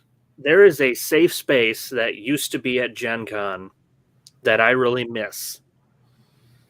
And it was the exhibitors break room. Oh.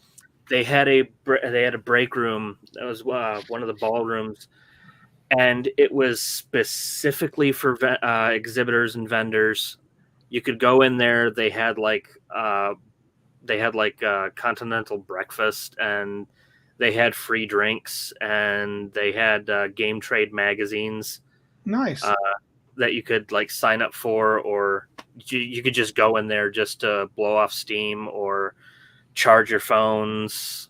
That's Or gone now. like a quiet space, and it was specifically for vendors. And it's like, I kind of like this. I just wanted to get away from the crowd. Sure, I bet you would. At some points, yeah, I imagine. But then Gen Con started charging this company for providing this service, and they decided, no, I guess we're not doing that again this year because we were providing you a service. I was going to say a third-party company was doing it for free, and Gen Con decided to tack on a charge for them. Yeah. Oh my God! You would think they would appreciate that. Well, tell me this then, and this doesn't have to be the final question, but it's the last one I have. Joe may have some different ones. I've said before that when I went to Gen Con 50, the 50th anniversary or whatever it was, that I was starting to feel like I didn't belong there. It was more because of age. I thought I was aging out because I looked at all the young people. I mentioned I didn't, I would see them in their cosplay. I'm like, I don't even know who these last 20 cosplayers were supposed to even be. So I felt Gen Con was not for me. Now, thinking about the direction they've gone with the mask and the BiPoC room and all the other crap, I don't think I fit there. Do you ever feel that way other than just the rigmarole of doing this? Do you ever think, man, maybe Patrick doesn't really belong there?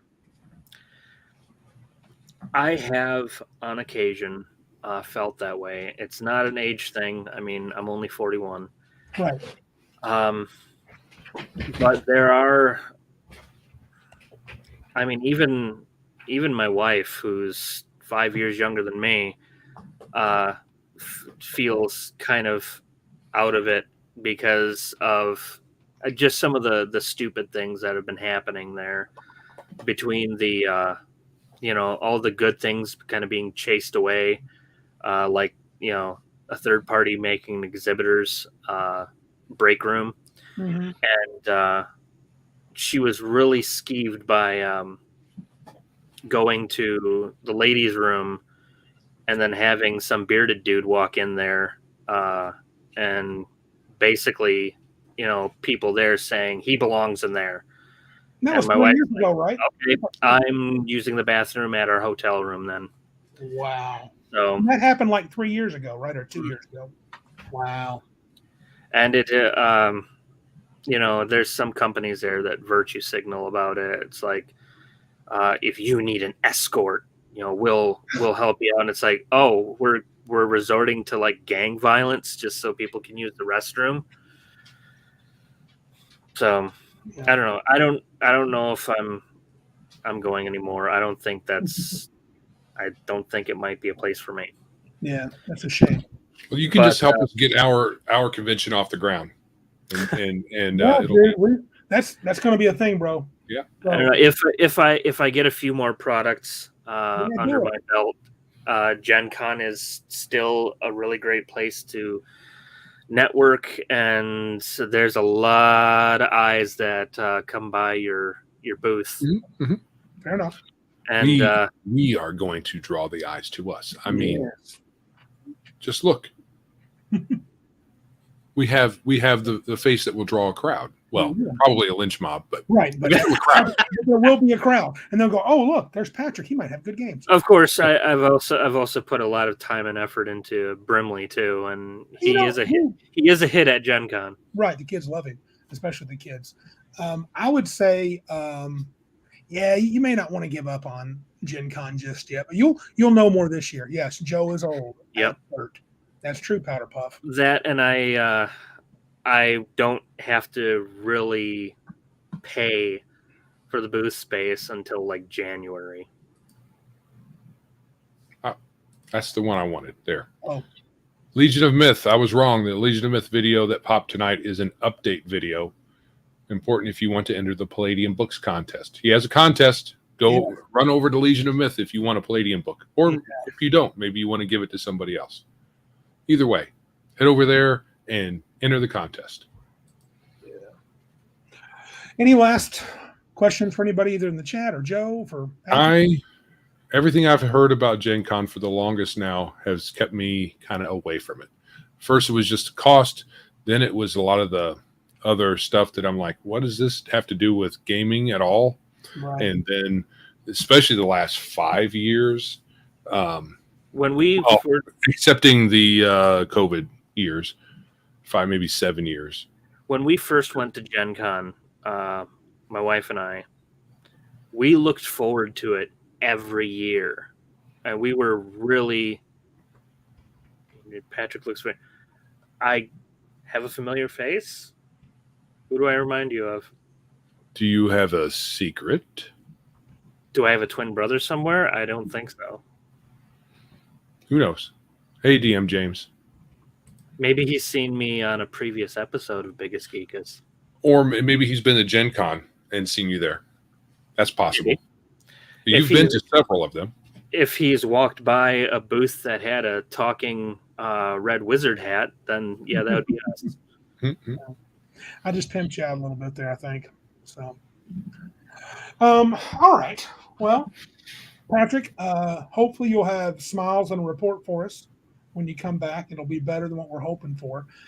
One comment I wanted to make. Joe had mentioned, I did used to bug Joe for years. I was like, dude, you need to go to Gen Con, go to Gen Con. Notice I haven't been doing that the last few years, Joe. Because it's not just the money. It's because I thought it was early on, like 10 years ago, 15 years ago, I thought it was worth you saving your bucks and just doing it. But Here's one last comment on the magic or not magic of Gen Con. Yeah. We got Jeff to come along with us for the first time to Gen Con, one of the first years we went. Uh-huh. And Jeff had a wonderful time. He said it renewed his love of gaming, and he said that I could stay a whole week here and have fun. Recent years, that has completely evaporated. But Jeff did go to VentureCon, and he had a very similar experience to his original experience at Gencon. He loved VentureCon. Yep. And he's going to love Biggest Geekest Con or whatever it's called, because it's going to be as boss. There will be geek in there somewhere. I'm still disappointed that Avenger Satanis did not require you to shout, "Surprise, mother effers!" He should have said that. Yeah, you must say that to enter the con. That's been funny. All right. Well, thanks, Patrick. I think we should probably take a moment and tell everybody to do the things again. Do the things. Subscribe, like, Yes. bell notification, comment. Yeah. You can go to our paypal.me/biggest geekest if you want to throw us some ducks.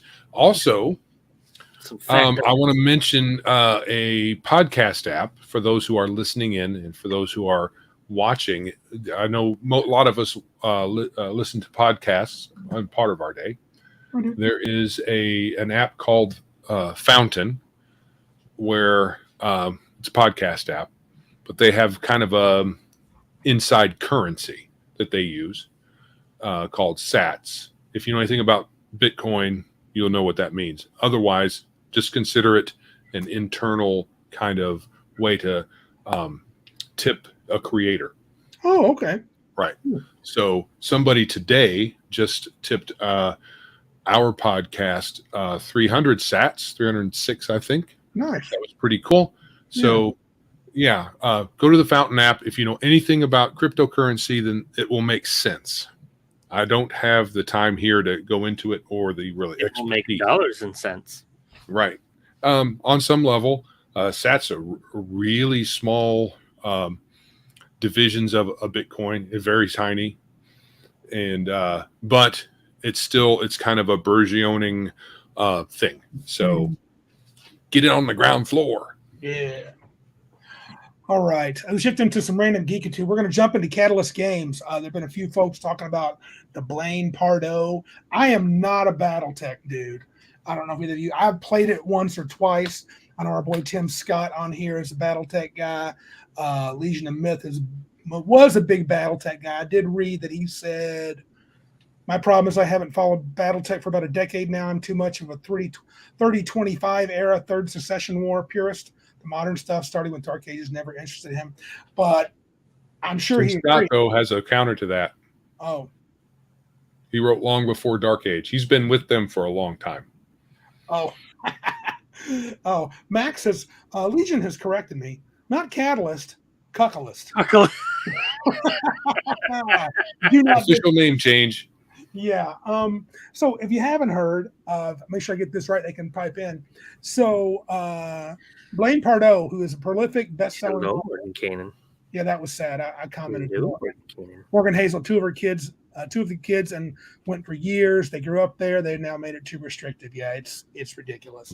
Shout out Morgan Hazel. We'll be talking about you in a little bit.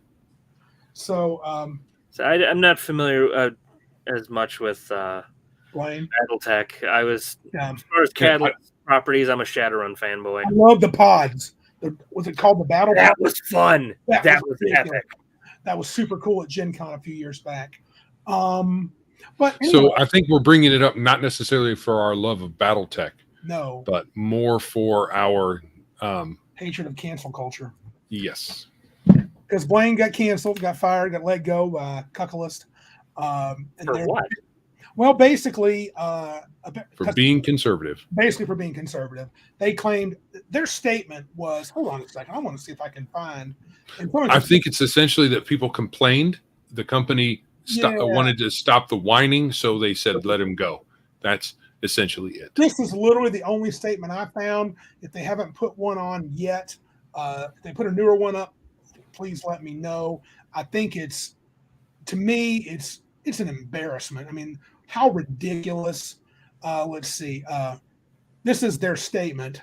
Can we all see that? Let me make it a little bigger. It's a little, make it bigger. So Catalyst Games here has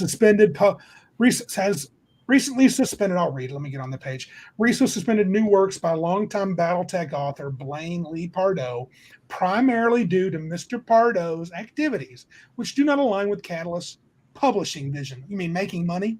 This has nothing to do with Mr. Pardoe's quality of work or ongoing sales. How dumb! Or as reported elsewhere. It's so ridiculous. His personal feuds with other fans, a known criminal of the BattleTech brand. Mr. Pardoe, the fan was a criminal and he stalked him. Mr. Pardoe has been instrumental to the BattleTech IP over the years, and we wish him well in his ongoing professional career, which by the way, he does. Homeboy's got several other books he's written. Yeah, he's not going to be destitute. I don't think he needs them. And anyway, this decision was made in consultation with TOPS, owner of the BattleTech intellectual property, but final determination by the Catalyst Games. And the current rumor is they were just told to deal with it by TOPS, and that's how they dealt with it. Yeah. And that's so all that I have from them. Bodies complained.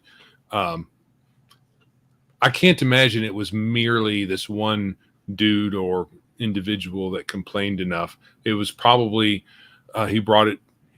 him complaining brought it to the attention of probably some sort of HR person who's on the left, and it just went from there. Most likely, that's the way it happens in a lot of these industries. And someone brought up a good point. I wouldn't care if you fire someone for political views. You have entered the political arena. Get ready for the throwdown. Yeah. Truth.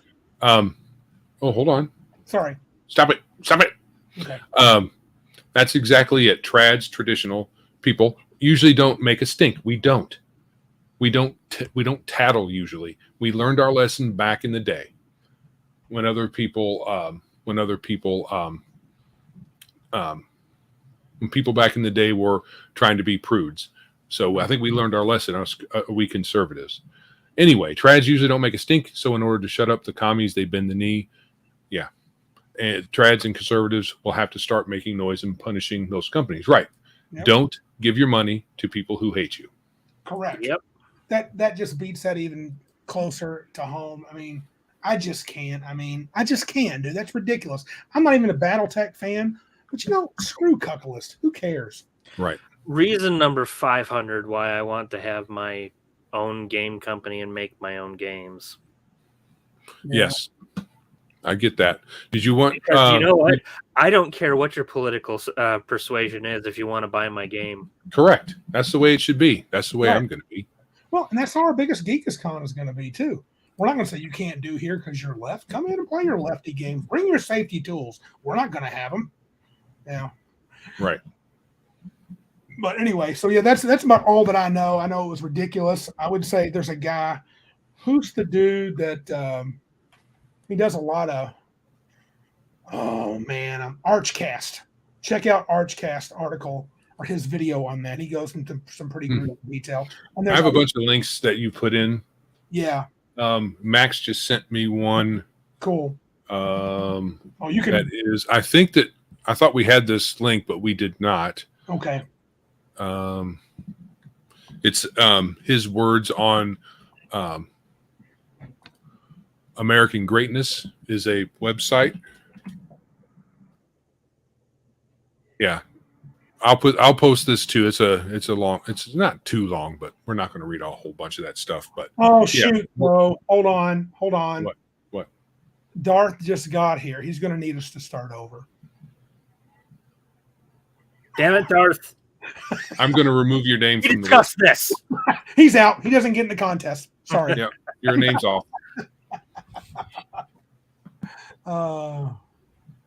Yeah. Okay, fine. We've only been on for almost 2 hours. We're going to just rewind. Yeah. You could put us on double speed and catch up. Sounds like Blain is a pretty cool dude. Tim Yeah. Scott says he even connected with fans by letting them submit their name to be part of his books. He would compile a list of fans and use those names for characters. He goes, he never got chosen. I don't know why. Tim is such a cool name. I don't know why. That's weird. The Wizard Tim. No, he didn't even put your name in for someone who just got killed a couple of pages in. Dinner. All right, sir. Coffee. All right, cool. Good evening. All right. Coffee. Yeah, so it's this is just another company that we can put on our list of Stick it. stuff we're not going to buy. I mean, I was already not buying them, mainly because I was buying other stuff. Yeah, What else do they what other games do they have? Catalyst games? Shadowrun. Oh, that's right. Yeah, that's why I'm a wee bit disappointed. I mean, I was disappointed with Shadowrun 6th edition, but not as disappointed as I am right now just hearing about this. I think this is a terrible decision. Dude, man. Right. It's this is what companies do. I'm really surprised they're still doing it. Yeah. I thought that this kind of thing would kind of subside, kind of settle down, but it's not. It's just keep on. They just keep on doing it. Because it's like, if you're going to do this to a dude who you just disagree with his politics, I mean, what does that say to what you think of me as an actual fan of your products?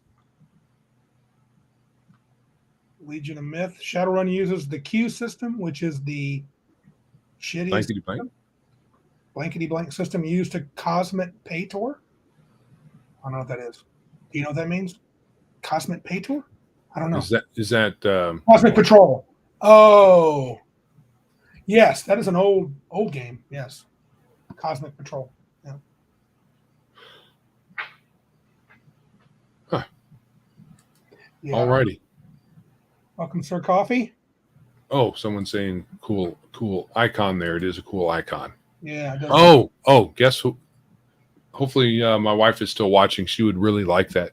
Coffee Thulu. Coffee Thulu, man. Yeah, it's all right. Yeah, Coffee Thulu. She likes coffee and she likes cuttlefish. Well, I guess Cthulhu's not precisely a cuttlefish, but he resembles one. Right. An actual cuttlefish or cuddling a fish? Cuttlefish. Okay. Oh. If she could cuddle a fish, she would. Little sea Cthulhus. Yeah, so that was just that was a hardcore crap maneuver by C.A.T.S. So as far as I'm concerned, they are company non grata. See? Ooh. All right. Shall we move on to the contest? I think we shall. I mean, I guess we took a very.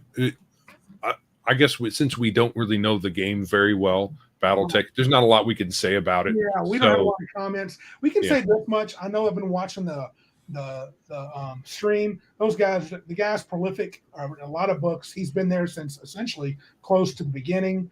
And they just took a dump on one of their best writers. So shows you politics greater than any kind of loyalty to a guy who's made you a boatload of money. But whatever. And in that blurb they had, they said he does good work.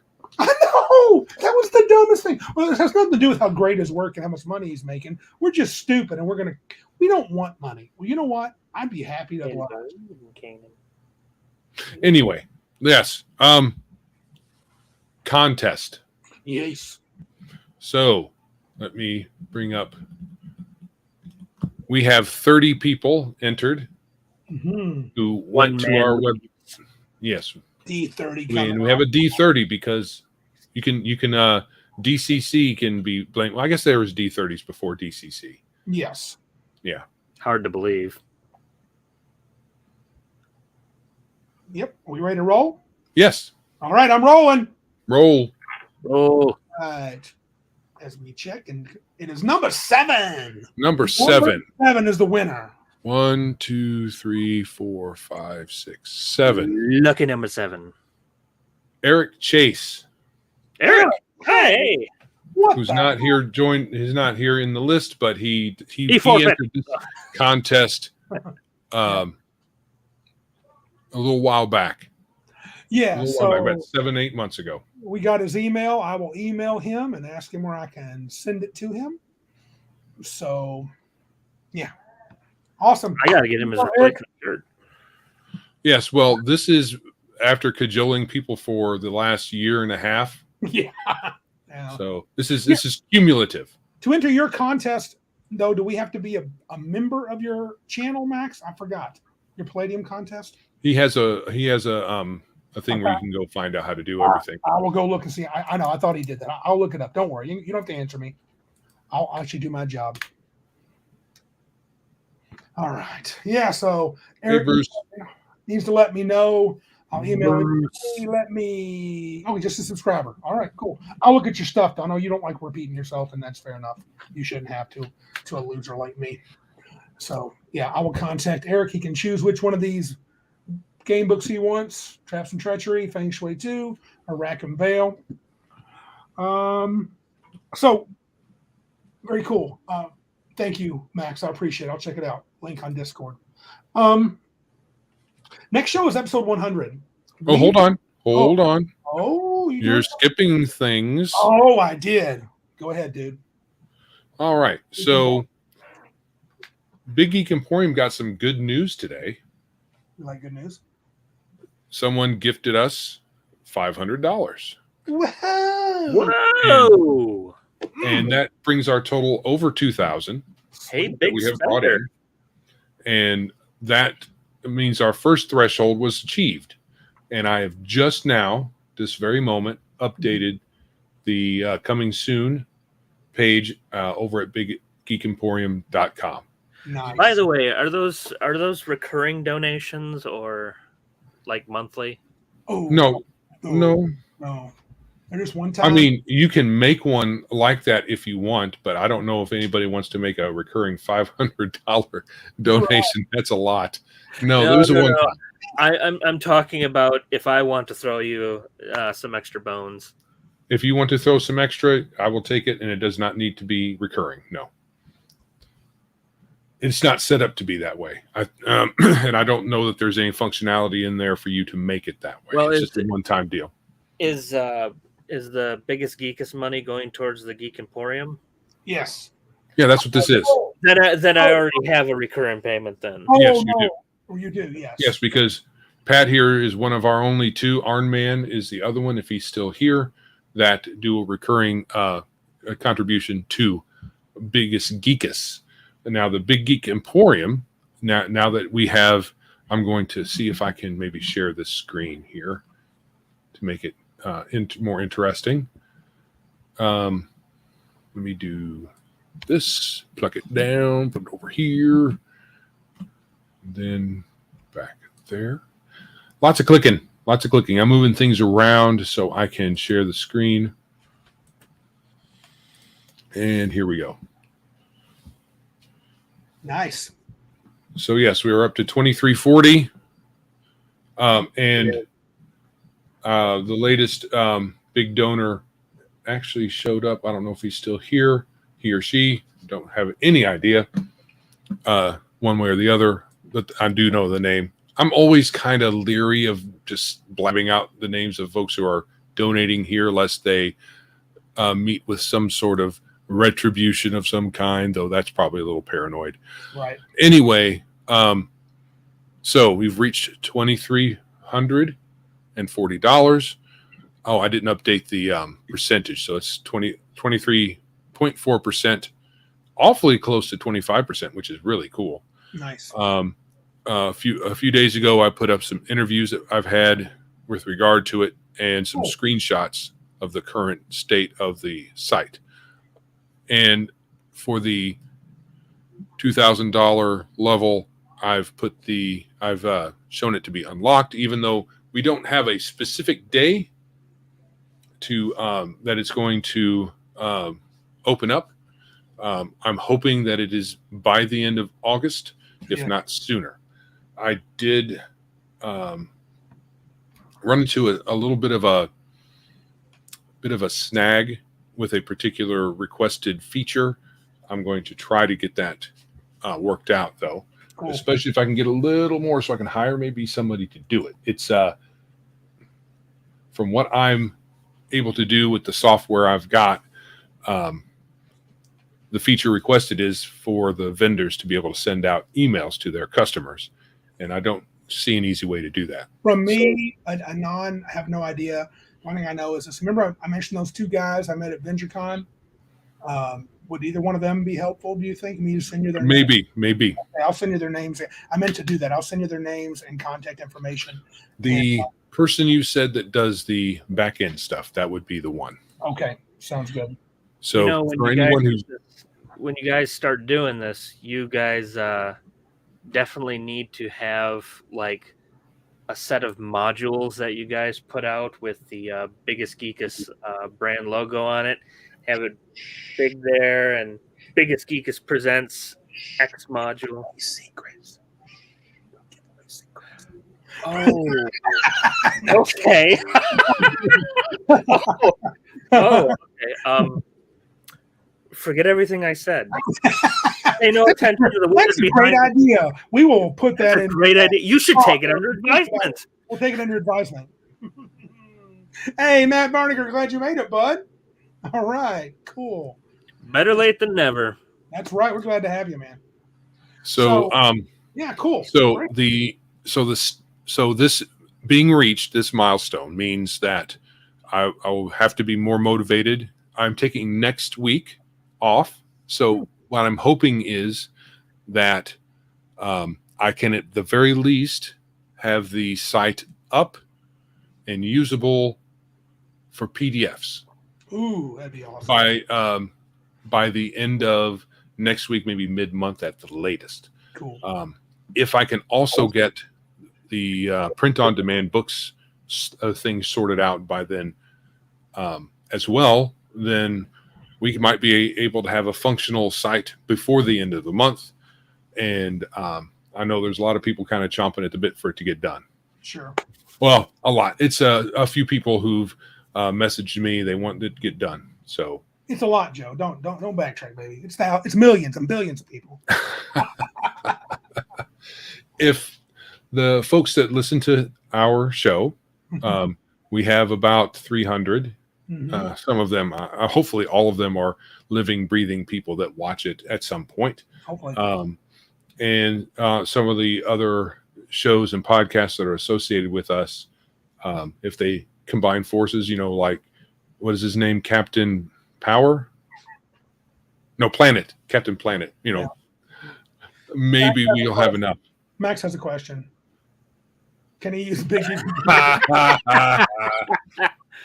Well, that would be an interesting situation because we are using Lulu's ID. I'm going to use the wrong terminology here. Their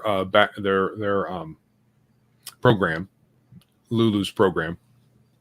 Now, if it's not associated with your name or your email, it's quite possible we can print those for you at some point. That's true. I would not be opposed to being a go-between for Max to get his printing done. Okay. All right. Shall we move on then? Is that enough? Or you got? I'm going to make sure I said everything I wanted to say. Now, which is impressive. You came prepared. So, yes. So thank you to that very last person who's donated. Mm-hmm. He's made it possible, or she's made it possible for us to move forward much faster than I was. Donations kind of stalled, or no, not kind of, very much stalled. And then we got a couple and pushed us over the 2,000 mark. Nice. The 2,000 mark was my kind of arbitrary number to say people are serious. Right. I don't know if that's the proper number, but that's just the one I chose. How do you I think once it actually becomes to fruition and you have something working that people are able to use, I think you'll probably see donations pick up after that. I hope so. Now, Barniger asked, what about novellas and books in PDF form? Right. So I don't know whether I want to make it exclusively RPGs out the gate and then add the other things later. I don't know that that's very useful because it's just an upload. So, and an upload on the part of the creator and then download on the part of the buyer. So I don't think there's nothing really stopping me from having several categories that are all kind of related. So RPGs, and then you could have your fantasy related books in PDF or EPUB or what's the other one? Ebook and EPUB. Am I getting that right? There's the something different else. book formats. Anyway, have a couple of different formats for the books. You can, for people who want to 3D print stuff for their games, you have STL files that allow you to do that, and that's just a downloadable. I could do that. Any kind of artistic thing that is merely a download, I will definitely be able to do out the gate. Cool. So I think that I should be able to do all of that. So if you want to print out like art work or to make something that can help you make set pieces for your game or even a game board, I should be able to do any of that. Cool. I don't see any reason why not. So I can set up the categories. Creators can come by there, become a vendor, upload their stuff, and see how it works. Very nice, man. I'm thinking if I could get what I need to do. Oh, this is the other thing. Between now and the time I release, I'm going to invite people. It's something I mentioned in one of the interviews. If some folks here haven't seen it, my intention is to invite some people in to put their wares up, some other people to come in and put in reviews and to test the buying and selling. That's one reason why there's a delay, because the very first sale has to take it takes 7 days to process. After that, it's 3 days. So I went ahead and did that so that the first customer wasn't waiting, or the first person putting in their wares wasn't waiting that 7 days arbitrarily. So it's going to delay the whole thing for a week, but I'm going to make sure that clears out first. And I wanted to do that so I understood how the money part behind the scenes worked precisely. And I'm also wanting to make sure that one of the selling points for or attraction points for the site for vendors is, drive-through makes people wait 30 days to get their money. And I intend that to be much shorter if I can do. I hope so. That'd be great. Man, Joe, that's awesome. I just want to say, well done, dude. I'm impressed. That'd be good work. Yeah, well done. So looks like I don't see any more questions unless you got some more stuff. Let me make sure. So Yeah. Check your Matt is down for the STL files. Yep. Hopefully there are people that want to put them up. I'm not sure.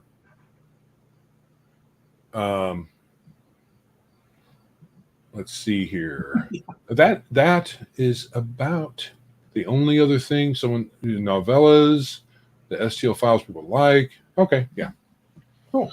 STL, We're good. aren't those the stuff for 3D printers? 3D printers, yes.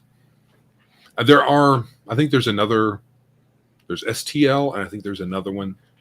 The last time it's been a while since I was in that. I was listening to several people talk about them, and I was like, I'm going to get me one. And then I'm like, oh, I can't afford one. But man, I don't have a place for one really, because depending on where you, oh, cool. Matt has STL files he wants to put up. Groovy.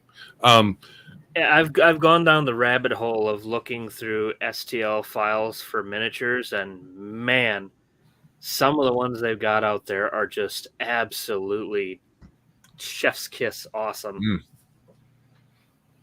And I think one other thing that came up in one of the interviews is the review process, the review feature of the site. I want it to help creators get better at their craft. Mm-hmm. Because because over at Drive-Thru, a creator can't make reviews of other people's stuff, which that's not going to be the case for my site. Right. But I would like, I don't know how to do this, but we'll discover over time, hopefully, that good reviews will help creators improve what they do. And as long as good reviews are encouraged, I think somehow making having reviewers be reviewed, perhaps, or rated some kind of way. I don't know. But I'm thinking that making the site useful and more useful than just being able to buy and download and upload stuff. So making the review process help, perhaps making a little hub for editors, artists, and other people who can help people make their games. That sounds pretty good. And that'd be a good place. Cool. All right. Other stuff, Joe? I think that's it. Okay. Well, we're near the end here. We are going to have our big episode. Well, big episode 100. That's going to be next time. And we're going to have like I said, we're going to kind of wax fondly about our trials and tribulations to get to this pinnacle of impressive geekitude. 300 people that listen to our stuff. But we're probably going to go back, talk a little bit about our gaming roots. You're going to learn a little bit more about me and Joe. We're going to talk about the podcast and how it's kind of gone through some changes and whether or not what path we're heading on to. 100 is pretty cool. I'm kind of have to admit I'm a little proud of us at this point to have gotten 100. We'll be up, hopefully, if all goes well, God willing, 100 episodes after next week. And honestly, we probably already have 100 with some of our shorts and stuff. But yeah, that's exciting. And I bounced this off Joe. He liked the idea, and I had to work hard to get myself to do this. But, I'm never going to use it. So we're going to have another contest on episode 100. I'd like to do it on episode 100, but I'll need you guys to email us. I would like you to email us to win a copy of the Ultimate Traps collection of Grimtooth. This is the Kickstarter edition. It has some cool extras in here, like maps and that you're throwing on the floor. It's in beautiful condition. It's got a dust jacket. And it's damaging my future prize there. It's a sweet little book. Mishandling Patrick's prize. Yeah. But anyway, next week I would like for you guys to email us at some point. Biggest www. No. Hold on. Geeks at biggestgeekuspodcast.com. Yes. Link will be in the show notes and description. And we'd like a comment, if you would, that in your mind epitomizes Biggest Geekus. It can be something goofy that we say often. It can be something you think about us, or just some sort of random thought that comes to your mind. And then we will randomly select those that send us an email, and we will give that away also as well. Once I get a hold of, I know Bruce is wanting that Traps and Treachery. I'll say, well, I'm not going to say nothing. I'm going to try to get on Discord and talk to you, Bruce. I got a comment for you. It wasn't really that. I figured you had it already. So I'm talking about something else. But anyway, so we're hoping to do that next week. So if you want to get in on that, send the email this week. I can't make a book about Grimtooth. Probably not. That'd be like making a book about Planescape that I don't have, which actually there are a couple. They were Planescape related. I'm sure Max has all those that I don't have. So anyway, it is the Kickstarter edition, and that's going to be our big contest. Anything else before we scoot on out of here? No, I just want to remind everybody with all of our rambling right here at the end, this contest is separate from the subscriber drive contest. Yes. This is a separate entry. Yeah. So this is a big old book. You could actually probably not kill somebody, but you could damage them. At least I think a D4 damage it would do. If you swung it hard. What we might also do if people are not wanting to send us any email, if we only get one or two, then there's only one or two. Yeah. Is that what you were saying? Yeah, I'm leaning toward that. We'll talk about it. I want to have the contest on the episode 100. So yeah. Unless nobody sends an email, then we will delay it. Well, no, we won't need to delay it. If nobody sends us any email, there is a tool we can use to just select someone who's made a comment for the live stream. I believe we can do that. So okay. So we don't get emails with little statements. And remember, we'd like you to send us an email and just give us a little phrase or a sentence or a statement or a word that you think epitomizes Biggest Geekus. A throwback to what was the word we first heard in our first critical comment on whinging? Was that no? That wasn't the word that they used. Who was our dude that we convinced to like us a little bit early on? Remember that? Oh, he gave us a word. He did. It was a sweet little word. I can't remember it. So it's Not You Wendy. think it's an odor. I can't remember the name. I can't remember the word. It's been a long time. Yeah. But anyway, so all right. So I guess that's probably it then. I guess. So anyway, if you would like to support us, our show, please subscribe, like, share us, so on, wherever you view the show at, either on podcast or YouTube, wherever. We're on the socials, videos and podcasts as well, YouTube and Odyssey, and apparently we're on Fountain now too, huh, Joe? Right. So, and Fountain is part of Podcasting 2.0. If folks out there aren't aware of that at all, Podcasting 2.0 is something that Adam Curry started a year or two ago. Adam Curry of MTV, who became, after his stint on MTV, became the Podfather. He kind of invented podcasting. With the help of developers. He wasn't much of a developer. He helped, but he and a bunch of other folks, he was the push. And Apple kind of got the indexing piece of that for podcasting that they've been using for decades now. And so he decided to come out with Podcasting 2.0 and to re-index podcasting, the podcasts that are out there. And anybody can get into get their podcast into Fountain, as long as you can. If it's not already available there, you can go to Podcasting 2.0. You can just put that in your search engine, and we'll find it, and get your podcast registered over there if it isn't already, and it'll show up in Fountain eventually. Gauntlet has been thrown down. Martinson, he says we have at least one email. So there you go. It has begun. The gauntlet has been thrown down. You can give us a little cash if you feel like it at paypal.me/biggestgeekas, Streamlabs, or Anchor. Jars there. On the web, you'll catch us at www.biggestgeekaspodcast.com. And of course, the email, which is important. Email us your thoughts, a statement that you think describes or gives a little flavor of Biggest Geekas. Because it'll give us some content. It'll be cool. Yeah, the geeks at biggestgeekaspodcast.com. Patrick, anything you want to shout out before you head out tonight and off to Gencon? Anybody out there who may be coming to Gencon, I think our booth has been moved again. So I won't know until I get there what booth we're actually at, but look for the Pointy Hat Games sign, or if you see the Iron Crown Enterprises sign, will be in the booth with them. Or the Pointy Hat Puppet. Hello.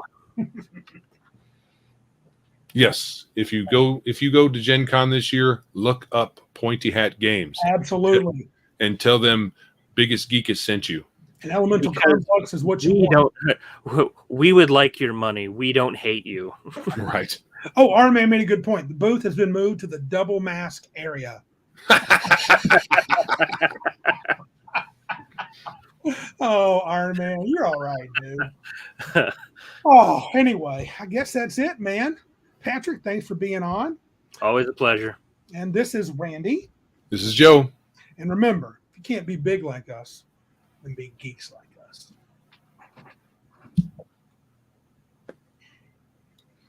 Hold on. I got distracted putting up the I believe horn. in you. The horns, the devil horns, because we're so anti-power.